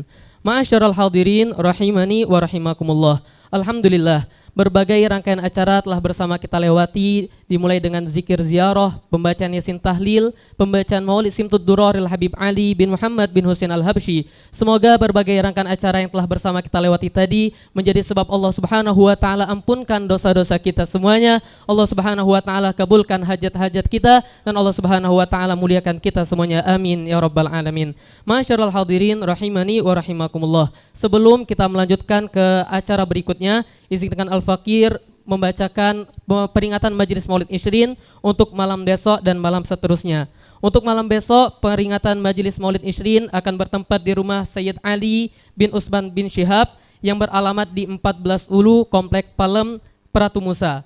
Untuk malam selanjutnya, malam Sabtu 22 Rabiul Akhir, bertempat di rumah Bapak Bursha yang beralamat di Jalan Malaka 2, samping Hotel Grand Malaka Etika Hotel. Untuk malam Ahad atau malam Minggu, peringatan Majlis Maulid Ishrin akan bertempat di Majlis Mini Soccer yang beralamat di Taman Kenton Golf. Masyarul hadirin rahimani wa rahimakumullah. Selanjutnya mari bersama kita mendengarkan kalimat tasyakur yang akan disampaikan oleh pembina Majlis Zikir Ziarah yang akan disampaikan langsung oleh Al-Fadilatul Habib Al-Ustadz Muhammad Syukri bin Ali bin Syihab. Fa'alaihi falyatafaddal mashkura. Sallu ala Rasulillah. Bismillahirrahmanirrahim. Bismillah walhamdulillah wassalatu wassalam ala Rasulillah. Sayyidina Maulana Muhammad ibn Abdullah wa ala alihi wa sahbihi wa man walah. Amma ba'du, ma'asyiral habaib, ma'asyiral ikhwan, hadirin jamaah Majlis Madri Rasul sallallahu alaihi wasallam. Rahimani rahimakumullah. Assalamualaikum warahmatullahi wabarakatuh. Alhamdulillah, thumma alhamdulillah, thumma alhamdulillah, lakal hamdu syukra ya Rabbana. Bersyukur kita kepada Allah Subhanahu wa taala yang kembali mengumpulkan kita di tempat yang mulia yang penuh keberkahan ini bersama orang-orang kita cintai, para habaib, para asatidz, dan insyaallah kita semua termasuk pencinta baginda Rasulullah, pencinta para aulia Allah, yang mudah-mudahan kecintaan kita akan dibalas oleh Rasulullah SAW dengan keberkahan dalam hidup kita, kewafatan husnul khatimah, kenikmatan di alam barzah dengan berkumpul bersama beliau Rasulullah dan bersama mereka para aulia Allah, dan pada puncaknya kita berkumpul bersama Rasulullah, mereka para aulia Allah, bersama keluarga kita yang kita cintai, orang tua kita, guru-guru kita, orang-orang kita cintai yang di surganya Allah Subhanahu wa taala. Kami mewakili segenap panitia sebagai pembina Majelis Bulanan Zikir Ziarah Gubah bin Ahmad bin Syekh atau Zikir Ziarah Seberang Hulu. Kami mengucapkan ribuan terima kasih kepada para habaib, para asatidz, para orang-orang tua yang hadir pada malam hari ini, terkhusus Habibana Al-Habib Muhsin bin Abdullah Al-Habsyi yang datang dari jauh, dan pembina Majlis Isrin Akhina Ustaz Umar wa akhu Habib Abu Bakar Al-Munawwar, dan para asatidz yang lainnya Habibana Habib Husaini, dan juga abah beliau Al-Am Habib Helmi Al-Kaf, Ami Ja'far, Ami Umang, dan semua yang tidak bisa kami sebutkan satu persatu, dan juga para asatidz. Jazakumullah khairul jazaa ala hudurikum. Dan alhamdulillah kita juga kedatangan tamu akhina Syekh Mustafa yang datang dari Hadramut dalam rihlah dakwah beliau. Alhamdulillah beliau hari ini sampai ke Palembang dan beliau berkenan dengan izin Allah hadir bersama kita. Kalau memang nanti waktu memungkinkan, insyaallah beliau mungkin sedikit banyak akan memberikan juga tausiah, nasihat insyaallah taala. Kepada segenap panitia, jazakumullah khairal jazaa, barakallahu fikum. Dengan berkat usaha antum semua ini diwujudkan Allah kita punya majlis malam hari ini.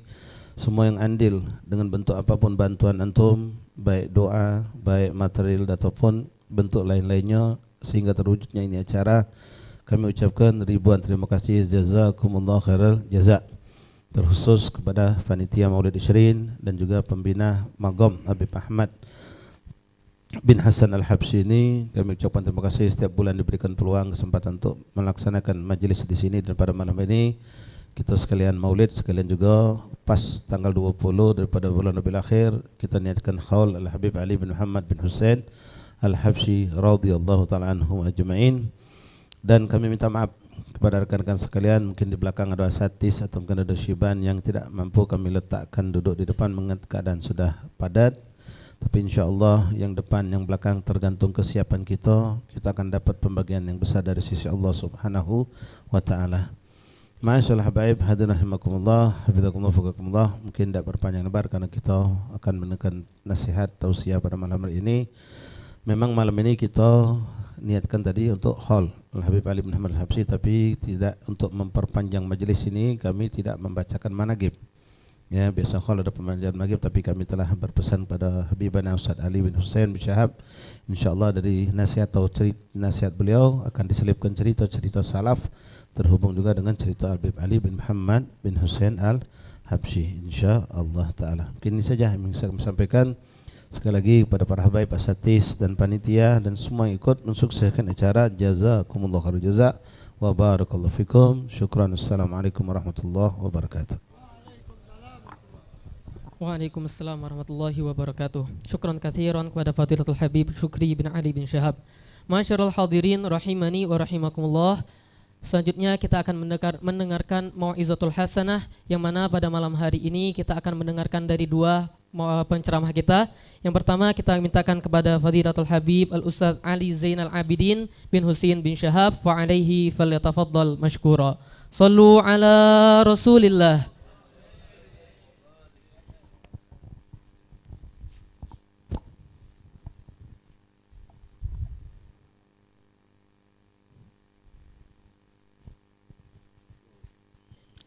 Bismillahirrahmanirrahim. Assalamualaikum warahmatullahi wabarakatuh. Alhamdulillahi Rabbil Alamin Al-Qail fi haqqi awliyaihi salihin Ala inna awliya Allahi la khawfun alaihim wa la hum yahzanun Alladhina amanu wa kanu yattaqun Wa qala aydan fi ayatin ukhra Wa ja'alna minhum a'immatan yahduna bi amrina lamma sabaru Wa kanu bi ayatina yuqinun وقال أيضا في آية أخرى ولا تحسبن الذين قتلوا في سبيل الله أمواتا بل أحياء عند ربهم يرزقون وقال في آية أخرى لهم ما يشاءون عند ربهم والصلاة والسلام على سيدنا محمد الرؤوف الرحيم كما قد وصفه الله تعالى في كتابه الكريم Allahumma salli wa sallim wa barik wa karrim ala sayyidina Muhammadin salatan tamla'u biha qulubana nura wa salahan wa surura wa tarzuquna biha rizqan wasi'an midrara wa ala alihi wa sahbihi wa sallim tasliman kathira bihim ya Rabbi salaktu farrij karbi Anta ilahi hasbi ultuf bina wal muslimin amma ba'd ma'asyiral hadirin wal asatid wal habaib wal kurama rahimani wa rahimakumullah.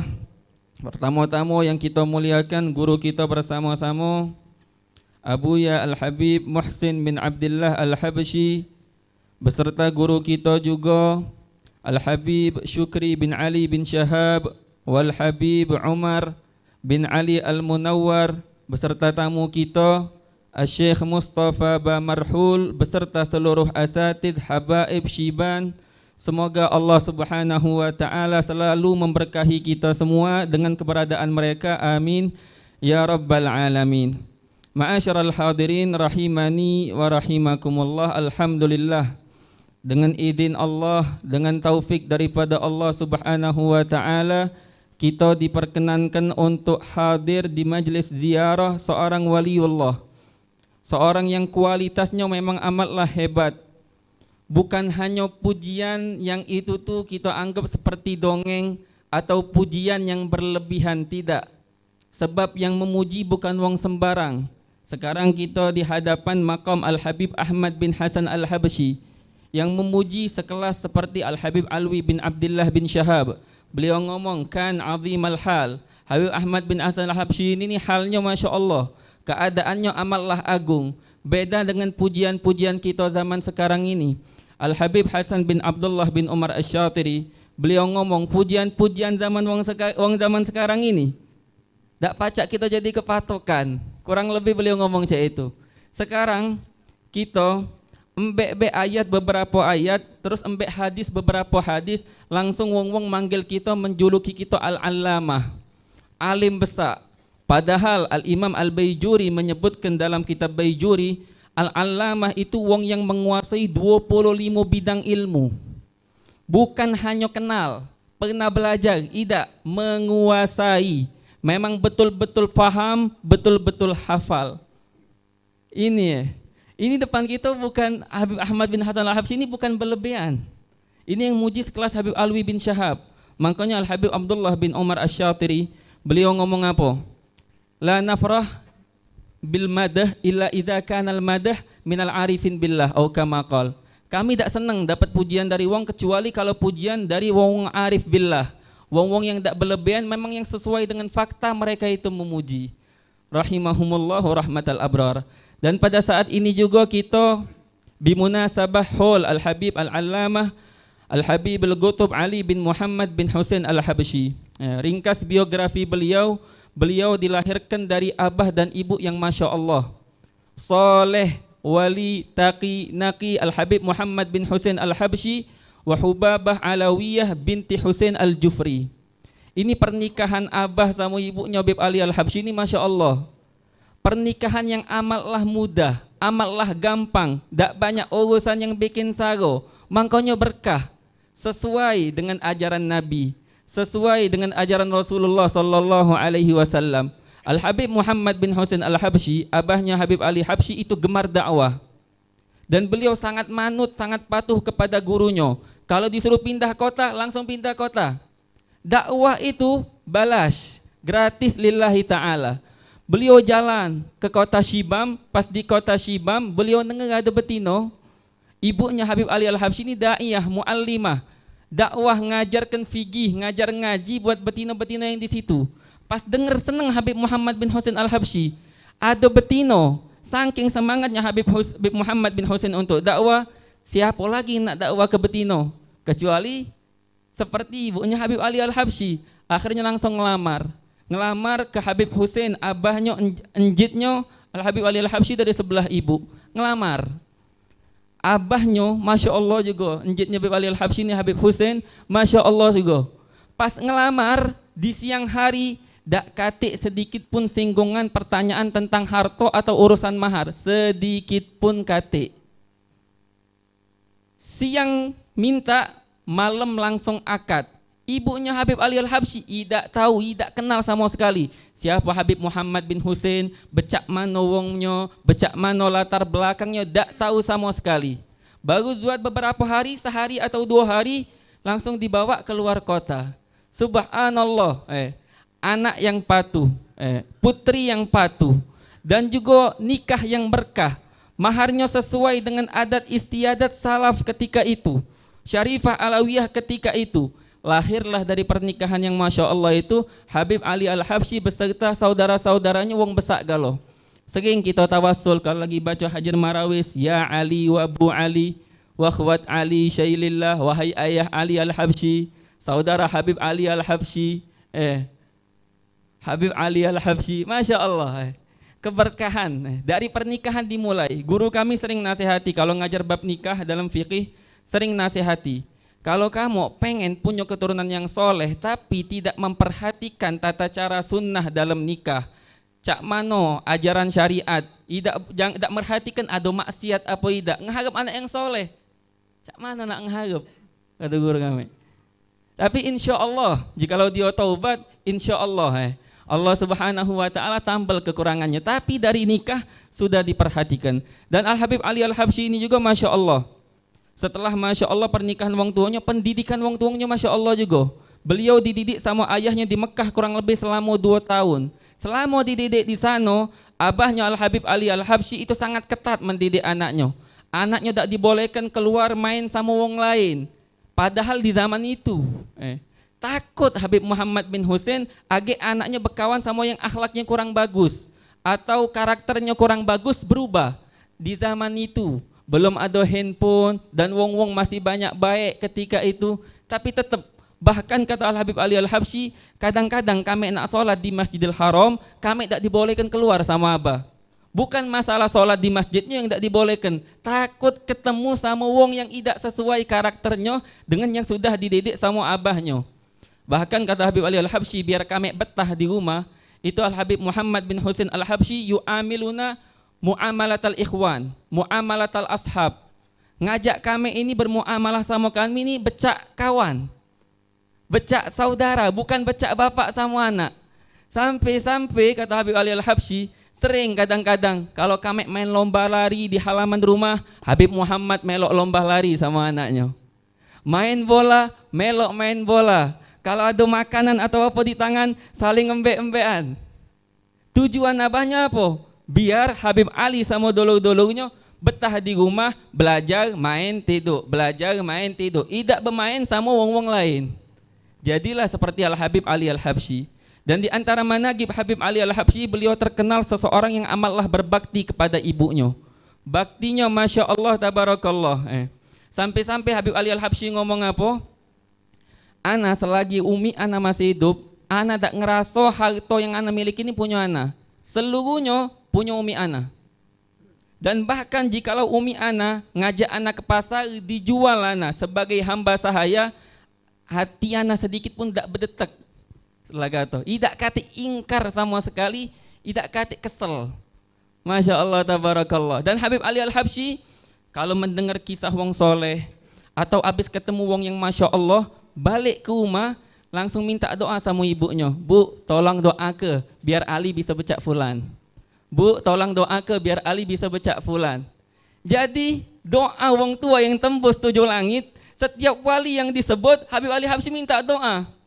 Didoakan sama ibunya yang soleh, jadilah Al-Habib Ali bin Muhammad bin Husain Al-Habsyi. Dan di antara manaqib beliau juga, beliau setelah dari Mekah beliau dakwah. Dakwah umur beliau masih 19 tahun, ngajar di Masjid Hambal di kota Sewun. Masya Allah, walaupun masih muda, karena beliau ini mendapatkan keberkahan dari gurunya, adabnya sama guru futuhnya Al-Habib Abu Bakar bin Abdullah Al-Attas itu diacungi jempolnya. Beliau ngomong, ana kalau Habib Abu Bakar Al-Attas lagi takalam, lagi ngomong, ana dak galak Habib Abu Bakar itu berhenti. Dan ana ngaso lebih lemak lah ngekalam Habib Abu Bakar ketimbang makan, ketimbang minum. Dan bahkan kata Habib Ali Al-Habsyi, kalau ana lagi ayam ijtima'i ma'al Habib Abu Bakar Al-Attas, itu ana kalau malam hari takut, dak pacak tidur ana. Takut guru ana sudah keluar dari kota tuh. Dak pacak ketemu lagi, takut sampai dak pacak tidur karena Masya Allah sama gurunya. Sampai-sampai yahig lil ga'il an yagul, berhak wong-wong tuh jadikan becak apa? Masal ngomong Syekh ke Abi Bakar Al-Attas wa murid ke Ali Al-Habsyi wa illa fala. Pengen jadi wong baik, beneran nian, magomnya Masya Allah, jadilah guru becak Habib Abu Bakar Al-Attas dan muridnya seperti Al-Habib Ali Al-Habsyi. Kalau tidak becak itu, tidak. Kalau pengen jadi wong Masya Allah nian. Ini Al-Habib Ali Al-Habsyi diomongi sama gurunya, batakun magnatisul gulub. Engkau wahai Ali bakal jadi magnet untuk hati-hati wong, ketarik hati wong banyak. Umur yang masih muda di Masjid Hambal itu kadang-kadang yang hadir 400 wong di majelisnya Al-Habib Ali Al-Habsyi. Berkah daripada guru-gurunya. Dan di antara manaqib Al-Habib Ali Al-Habsyi juga, beliau ini banyak diganggu. Beliau ini kita terkenal, kita dengar Habib Ali Al-Habsyi Masya Allah banyak pengikutnya, tapi yang ganggunya banyak. Syu'unus shalihin hakada. Yang ganggunya tetap banyak. Sampai-sampai beliau ngomong, anak bingung. Tak pernah anak terjingok wong sebelum anak diganggu baca ini. Banyaknya anak diganggu. Tapi kata Habib Ali Al-Habsyi, anak tidak pernah tidur setiap malam, melainkan katik sama sekali rasa dongkol, rasa kesal kepada wong. Sudah anak buang galo. Tidur dalam keadaan hati ini betul-betul tenang. Dan beliau Al-Habib Ali Al-Habsyi termasuk seorang wali yang dunia datang ke beliau. Padahal kata beliaunya, ma bada maddet yaddi agul ya Rabb a'tina dunia. Ana tak pernah ngangkat tangan minta sama Allah, ya Allah tolong berikan aku dunia. Tidak pernah. Kalau andai kata tak datang, ana tak apa-apa ngutang, kata Habib Ali Al-Habsyi. Ketimbang ana minta dunia. Kenapa? Karena anda kalau dunia di matanya Habib Ali Al-Habsyi kata apa-apanya. Jifah indahum. Bangke menurut mereka. Sampai-sampai Al-Habib Ali Al-Habsyi beliau berkata, wong yang punya harta banyak, tapi tidak bisa nyampaikan dia ke derajat kummalir rijal, para wali Allah yang sempurna, harta itu yakun wabal. Jadi petaka untuk wong itu, hisabnya panjang, urusannya panjang, kaget di akhirat. Dan Al-Habib Ali Al-Habsyi ini juga beliau ini terkenal yang amat terkenal dengan mahabbatuhu bin Nabi sallallahu alaihi wasallam. Mahabbahnya sama Nabi Masya Allah. Sampai-sampai disebutkan setiap majlis Habib Ali Al-Habsyi pasti di situ disebut Nabi sama cerita-cerita tentang Nabi atau sifat-sifat tentang Nabi sallallahu alaihi wasallam di setiap majlis. Sampai-sampai Al-Habib Ali Al-Habsyi ngomong apa? Saluni fal hawa fanni washani. Tanya sama anak kalau urusan percintaan sama Rasulullah, cinta sama Allah, tanya sama anak. Fal hawa fanni washani. Ini bidangnya anak memang. Dalam qasidah juga ngomong waqad asbahtu ya khilli ghulamah. Anak ini sudah menjadi budak cinta. Cintanya siapa? Cinta sama Allah, cinta sama Rasulullah sallallahu alaihi wasahbihi wasallam. Dan kita tutup Al-Habib Ali Al-Habsyi kalamnya banyak. Ditulis karangannya, kalamnya Masya Allah. Terasonian, terbukti kecintaannya amatlah kuat. Dan juga setiap kalamnya Habib Ali Al-Habsyi itu makbul fil qulub. Gampang nih yang diterima sama hati itu gampang. Tidak sulit, jelas. Al-Habib Ali Al-Habsyi ngomong, ini bekal buat kita sholat. Kata Habib Ali Al-Habsyinya, syu Al-Fatihah. Syu al-insan law ta'ammal al-Fatihah wa ma'aniha yakfihi muddata hayatih au yakfihi muddata umrih ya ma fil Fatihah min asrar wa anwar. Perhatikan kata Habib Ali Al-Habsyinya. Andai kata seorang hamba betul-betul mentadabburi Al-Fatihah dan makna-maknanya Al-Fatihah dihayati, itu cukup untuk seumur hidup. Bekal untuk seumur hidup cukup. Kita kalau baca Alhamdulillahi Rabbil Alamin, seluruh masalah hilang. Rabbun dalam bahasa Arab ada 15 makna. Pencipta, pemilik, pengatur, yang memperbaiki. Kalau kita pikir seluruh masalah kita Allah bisa perbaiki, hilang masalah kita galau-galaunya. Segala yang kita miliki bukan milik kita, hanya giliran. Sebelum kita banyak yang punya, mendapatkan giliran, dan setelah kita bakal punya giliran lagi, sehingga kita tak cinta dunia. Rabbul Alamin sudah Masya Allah. Makanya sangat penting bagi kita untuk memperhatikan bacaan Al-Fatihah. Wa akhiran Al-Habib Ali bin Muhammad bin Husain Al-Habsyi tuwfi sanah, meninggal tahun 1333 Hijriyah, bertepatan pada tanggal 20 Rabiul Tsani, yang mana pada bulan Rabiul Tsani ini kata guru kaminya itu banyak wali-wali besar dari Sadah Al-Abi Alawi yang wafat pada bulan tersebut, seperti Habib Ali Al-Habsyi, Habib Abdullah bin Husain bin Tahir, dan para habaib yang lain. Insya Allah dengan sekilas managib Al-Habib Ali Al-Habsyi bisa kita jadikan renungan untuk diri kita dan timbangan untuk diri kita. Hakadha minni, apabila ada kata-kata yang salah atau kurang pantas kami minta maaf kepada antum sekalian, terlebih khusus para masyayikh, para ciban. Wal'afu minkum. Wassalamualaikum warahmatullahi wabarakatuh.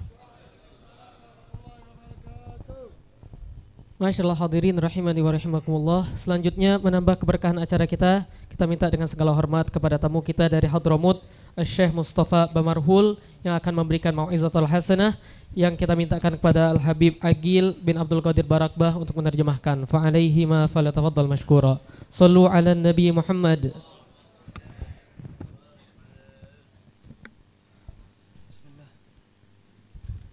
Assalamualaikum warahmatullahi wabarakatuh. الحبايب الحاضرين، الحبيب محسن والحبيب شكري وجميع الحبايب الحاضرين من الشيبان والحبايب، نشكركم على حسن الضيافة وحسن الاستقبال في هذا الحول المبارك. Beliau di awal ceramahnya mengungkapkan rasa terima kasih atas sambutan kita para habaib, yang terutama ke Habib Syukri, ke Habib Muhsin juga, dan semua para habaib yang mana begitu hangatnya menyambut saya untuk datang ke sini, ke haul ini. Alhamdulillah Rabbil Alamin, wa nusalli wa nusallim ala imam al-mursalin Sayyidina Muhammad wa ala alihi wa sahbihi ajma'in. Segala puji bagi Allah dan salawat kepada Nabi kita Muhammad sallallahu alaihi wasallam. القائل عليه الصلاة والسلام إذا مررتم برياض الجنة فارتعوا قيل يا رسول الله وما رياض الجنة قال مجالس الذكر. Yang mana Rasulullah sallallahu alaihi wasallam bersabda, jika kalian melewati dari taman-taman surga maka hampirilah. Dan para sahabat bertanya, apa itu taman surga yang engkau maksudkan ya Rasulullah? Yaitu hilaqah, orang berkumpul berzikir mengingat Allah dan belajar ilmu agamanya Allah. Walhamdulillah alladhi jama'ana wa iyyakum wa waffaqna an nadhkur Allah wa nadhkur an-nabi wa nadhkur as-salihin min ibadillah. Kita bersyukur juga kepada Allah, digerakkan hati kita untuk mengingat Allah, menyebut Nabi Muhammad dan menyebut para wali-walinya Allah. Kullu dhalika huwa taufiqun min Allah subhanahu wa ta'ala. Yang menggerakkan kita tersebut adalah makna taufik yang Allah berikan kepada kita semua. Wa taufiq huwa aziz. Lam yadhkuruhu Allah Ta'ala illa fi ayah wahidah ala lisan Nabi Allah Shu'aib, wa ma taufiqi illa billah alaihi tawakkaltu wa ilaihi unib. Dan kalimat taufik tersebut di dalam Al-Quran tidak Allah sebutkan kecuali satu kali. Tidaklah taufik itu kecuali Allah yang memberikannya di dalam ayat tersebut. يقول الإمام الحداد بتوفيقه صار المطيع يطيع وفارق بالخذلان كل مفارق. Imam Haddad mengatakan dalam syairnya, dengan taufik yang Allah berikan tersebut, orang yang taat akan menjadi taat, dan sebaliknya sifat khuzlan yang mana orang dijauhkan tambah jauh lagi dengannya dari Allah Subhanahu wa taala. يقول العلماء من أفضل الأعمال الذي ينزل من السماء إلى الأرض هو التوفيق. Daripada amal yang Allah paling afdolnya, paling mulianya amal yang Allah turunkan dari langit, yaitu adalah at-taufik tersebut. وأفضل الأعمال الذي يصعد من الأرض إلى السماء هو الإخلاص. Yang paling afdalnya amal yang Allah angkat dari bumi ke langit yaitu amalan ikhlas. لا شك أن حضورنا في هذا المجلس إنما هو تعظيم لله وتعظيم للنبي وتعظيم لأولياء الصالحين. Tidak ada keraguan kumpulnya kita di sini untuk mengagungkan Allah, mengagungkan Nabi Muhammad, dan mengagungkan para wali-walinya Allah. ولما نقرأ القرآن ونتصفح آيات القرآن نرى كثير من الآيات الله تعالى يعظم النبي عليه الصلاة والسلام. Ketika kita membaca Al-Quran akan kita dapati di situ banyak Allah menyebutkan daripada mengagungkan junjungan kita Nabi besar Muhammad sallallahu alaihi wasallam. يقول إن الله تعالى لم يذكر النبي باسمه بل ذكره في القرآن بصفة التعظيم. يا أيها المزمل يا أيها المدثر وما محمد إلا رسول الله. Di dalam Al-Quran Allah Subhanahu wa taala menyebutkan kekasihnya Nabi besar Muhammad sallallahu alaihi wasallam, tidak menyebutkan namanya tapi dengan perumpamaan, wahai orang yang berselimut, wahai orang yang sedang, dengan tidak menyebutkan namanya tapi dengan sifat yang menunjukkan begitu agungnya Nabi kita Muhammad di hadapan Allah Rabbul Alamin. بخلاف الأنبياء كان يناديهم الله ويقول يا يحيى خذ الكتاب بقوة يا نوح يا آدم يا موسى، لكن رسول الله يناديه بصفة التعظيم. Dan kalau kepada nabi-nabi yang lain Allah menyebutkan namanya dengan kalimat ya Yahya, ya Zakaria, tidak menyebutkan dengan sifat. Ini menandakan bedanya kedudukan Nabi kita Muhammad dengan para nabi-nabi yang lain di sisi Allah Subhanahu wa taala. سيدنا موسى يقول رب اشرح لي صدري ويسر لي أمري، لكن الله قال لهذا النبي ألم نشرح لك صدرك. Yang mana Nabi Musa pernah berdoa, ya Allah lapangkan dadaku dan mudahkan urusanku. Tapi Allah mengatakan kepada Nabi Muhammad, aku telah membukakan, melapangkan dadamu. Allah yang langsung mengatakan kepada Nabi yang melapangkan dadanya Rasulullah SAW. سيدنا إبراهيم يقول ربي لا تخزني يوم يبعثون، لكن الله قال لهذا النبي يوم لا يخزي الله النبي والذين آمنوا معه. Nabi Ibrahim mengatakan, ya Allah, berdoa di dalam Al-Quran Allah sebutkan, berdoa ya Allah jangan sampai aku tergelincir kelak di yaumil qiyamah, di hari akhirat. Tapi kalau menyifatkan Nabi Muhammad, malah Allah mengatakan yang mana Rasulullah SAW kita Muhammad tidak akan tergelincir siapa yang beliau dan siapa yang mengikuti beliau kelak di yaumil qiyamah. وقال سبحانه وتعالى إن الذين يبايعونك إنما يبايعون الله. Sampai saking agungnya Nabi Muhammad, Allah mengatakan siapa yang membaiatmu wahai Muhammad, hakikatnya adalah membaiatku juga, kata Allah. وجعل سبحانه وتعالى محبة الله اتباع النبي، فقال سبحانه وتعالى إن كنتم تحبون الله فاتبعوني يحببكم الله. Sakingnya Allah mengatakan tentang bagaimana menggapai kecintaan Allah, tidak ada lain dengan pengikutan kepada junjungan kita Nabi besar Muhammad, sebagaimana di dalam ayat Allah mengatakan, katakan wahai Muhammad, jika mereka mencintai Allah maka ikuti engkau Nabi Muhammad, maka aku akan mencintai mereka. وقال سبحانه وتعالى والله ورسوله أحق أن يرضوه، فجعل سبحانه وتعالى رضا الله ورضا النبي واحد. Di dalam ayat Allah mengatakan sesungguhnya Allah dan Rasul layak untuk ridha, maka keridhaannya Allah berada di dalam keridhaannya Nabi besar Muhammad SAW. وقال سبحانه وتعالى ورفعنا لك ذكرك. Dan di ayat yang lain Allah mengatakan telah kami angkat daripada mengingatmu, menyebutmu wahai Muhammad.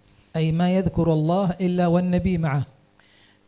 Tidak mungkin kita mengingat Allah kecuali Nabi Muhammad pun disebutkan.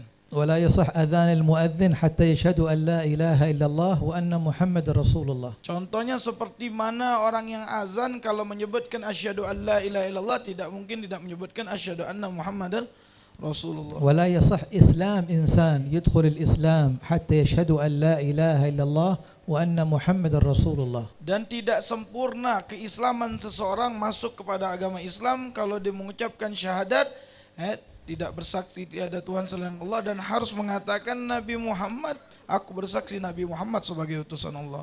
ولا تصح الصلاة حتى تسلم على النبي بكاف الخطاب وتقول السلام عليك أيها النبي ورحمة الله وبركاته. Tidak sah salat yang mana daripada rukun qauli ketika kita membaca tasyahud dengan domir mukhatab kepada Rasulullah dengan mengatakan assalamu alayka ayyuhan nabiy wa rahmatullahi wa barakatuh, penyebab sahnya salat dari rukun qauli.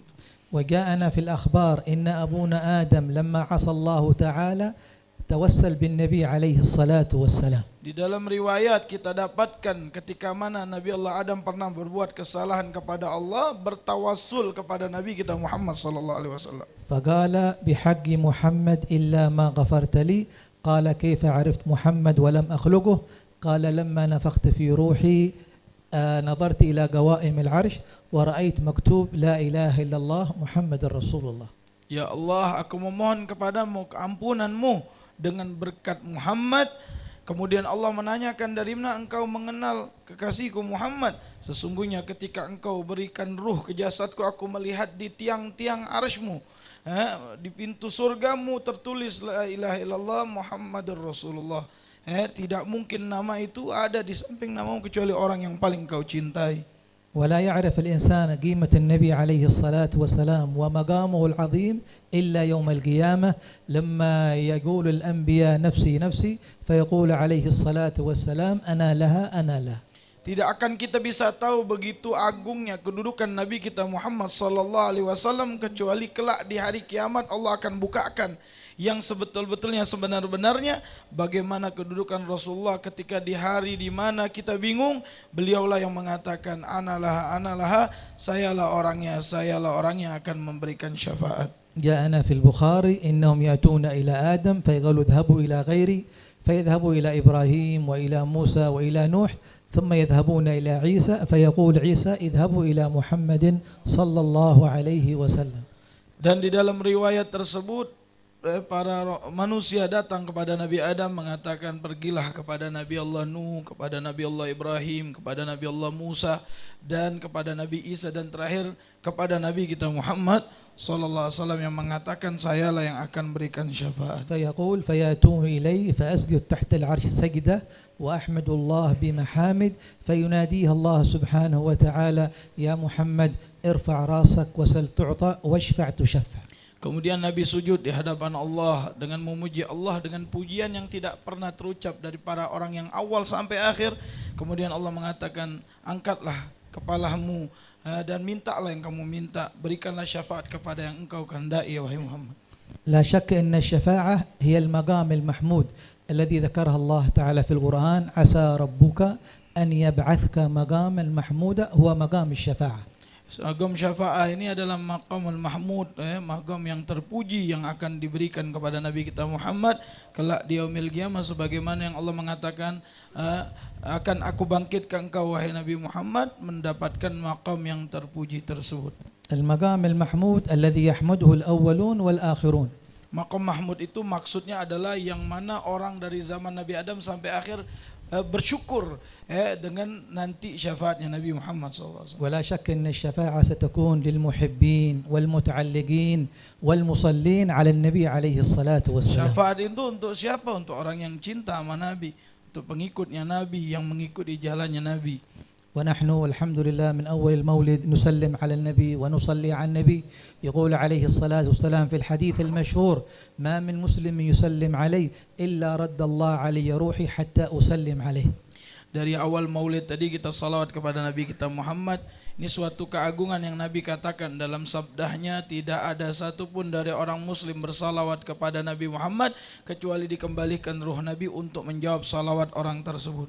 ونحن الحمد لله في هذا الحول الحبيب أحمد بن حسن الحبشي والحبيب علي بن محمد بن حسين الحبشي ذكر الأولياء والصالحين عليهم رحمة الله تعالى.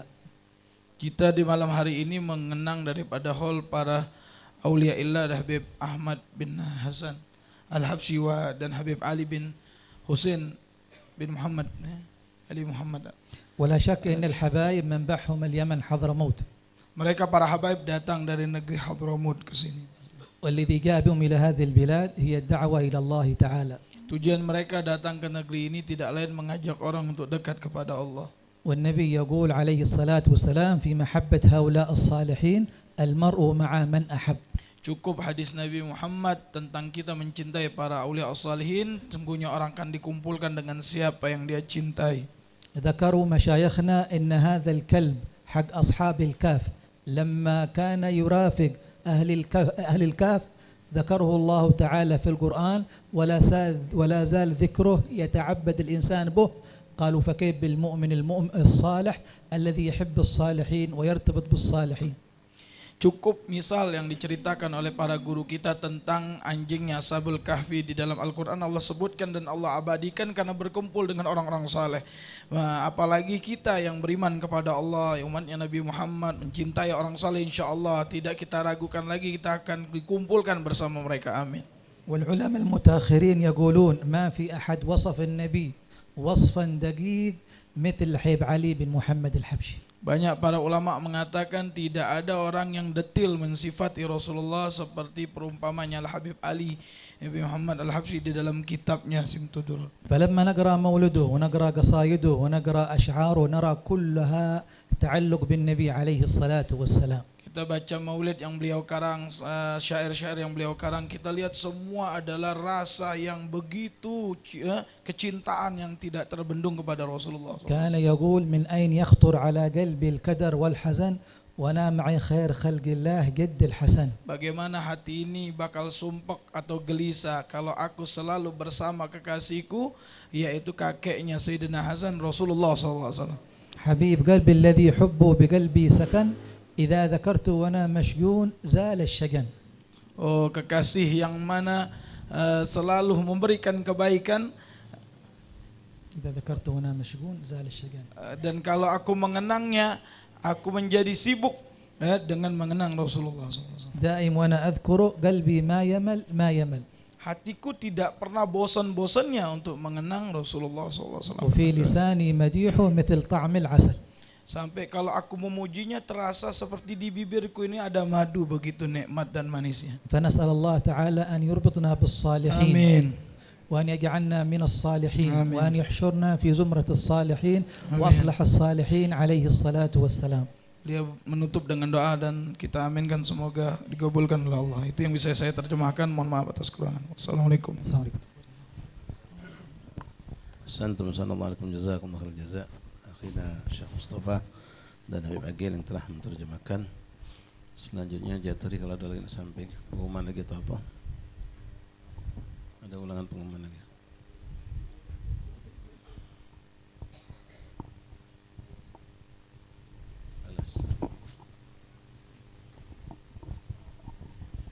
Masyarul hadirin rahimani wa rahimakumullah. Selanjutnya talqinu zikir dan doa kita mintakan kepada Fadilatul Habib Muhsin bin Abdullah Al-Habsyi fa alaihi falyatafaddal mashkura.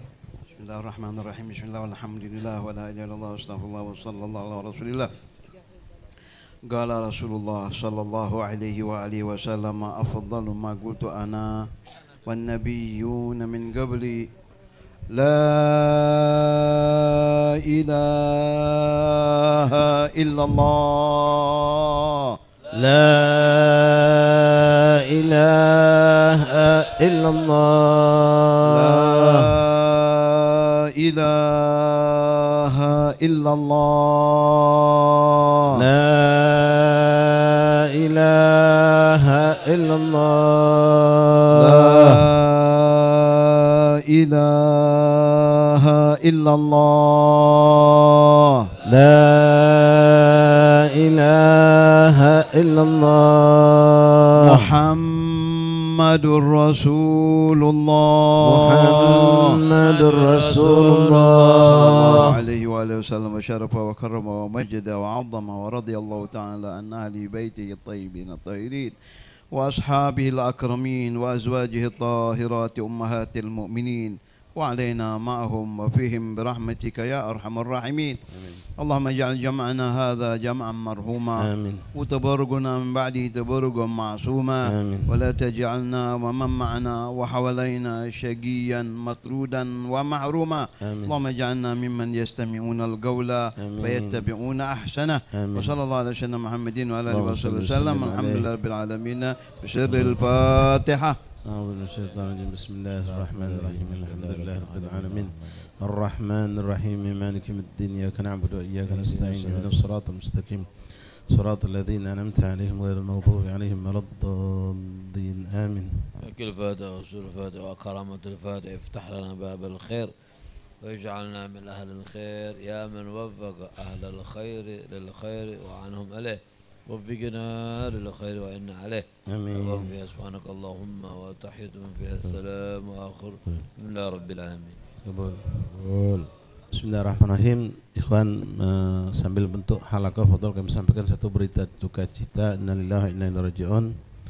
Telah meninggal dunia salah satu rekan kita yang biasa aktif di majelis, di banyak majelis asatis suka hadir dan juga masya Allah istiqomah di salat berjamaah di Masjid Darul Mutakin dan beberapa tempat lainnya.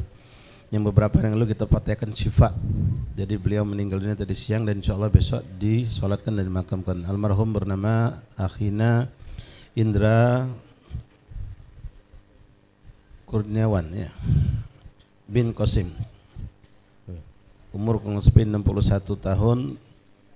Insya Allah besok akan disolatkan di Masjid Samiul Huda Gotong Royong Lemabang dekat SMA 5 ya. SMA 5 dekat SMA 5 Masjid Samiul Huda jam 8 pagi disolatkan jam 8 pagi dan insyaallah dimakamkan di pemakaman Kandang Kawat Duku. Sekali lagi almarhum Indra Kurniawan bin Qasim.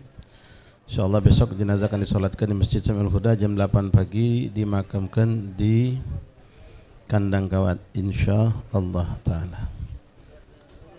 Allahu Allahu ya Allah lana bil qabul ya Rabbi salli ala al-muhtar Rasul. Allahu Allah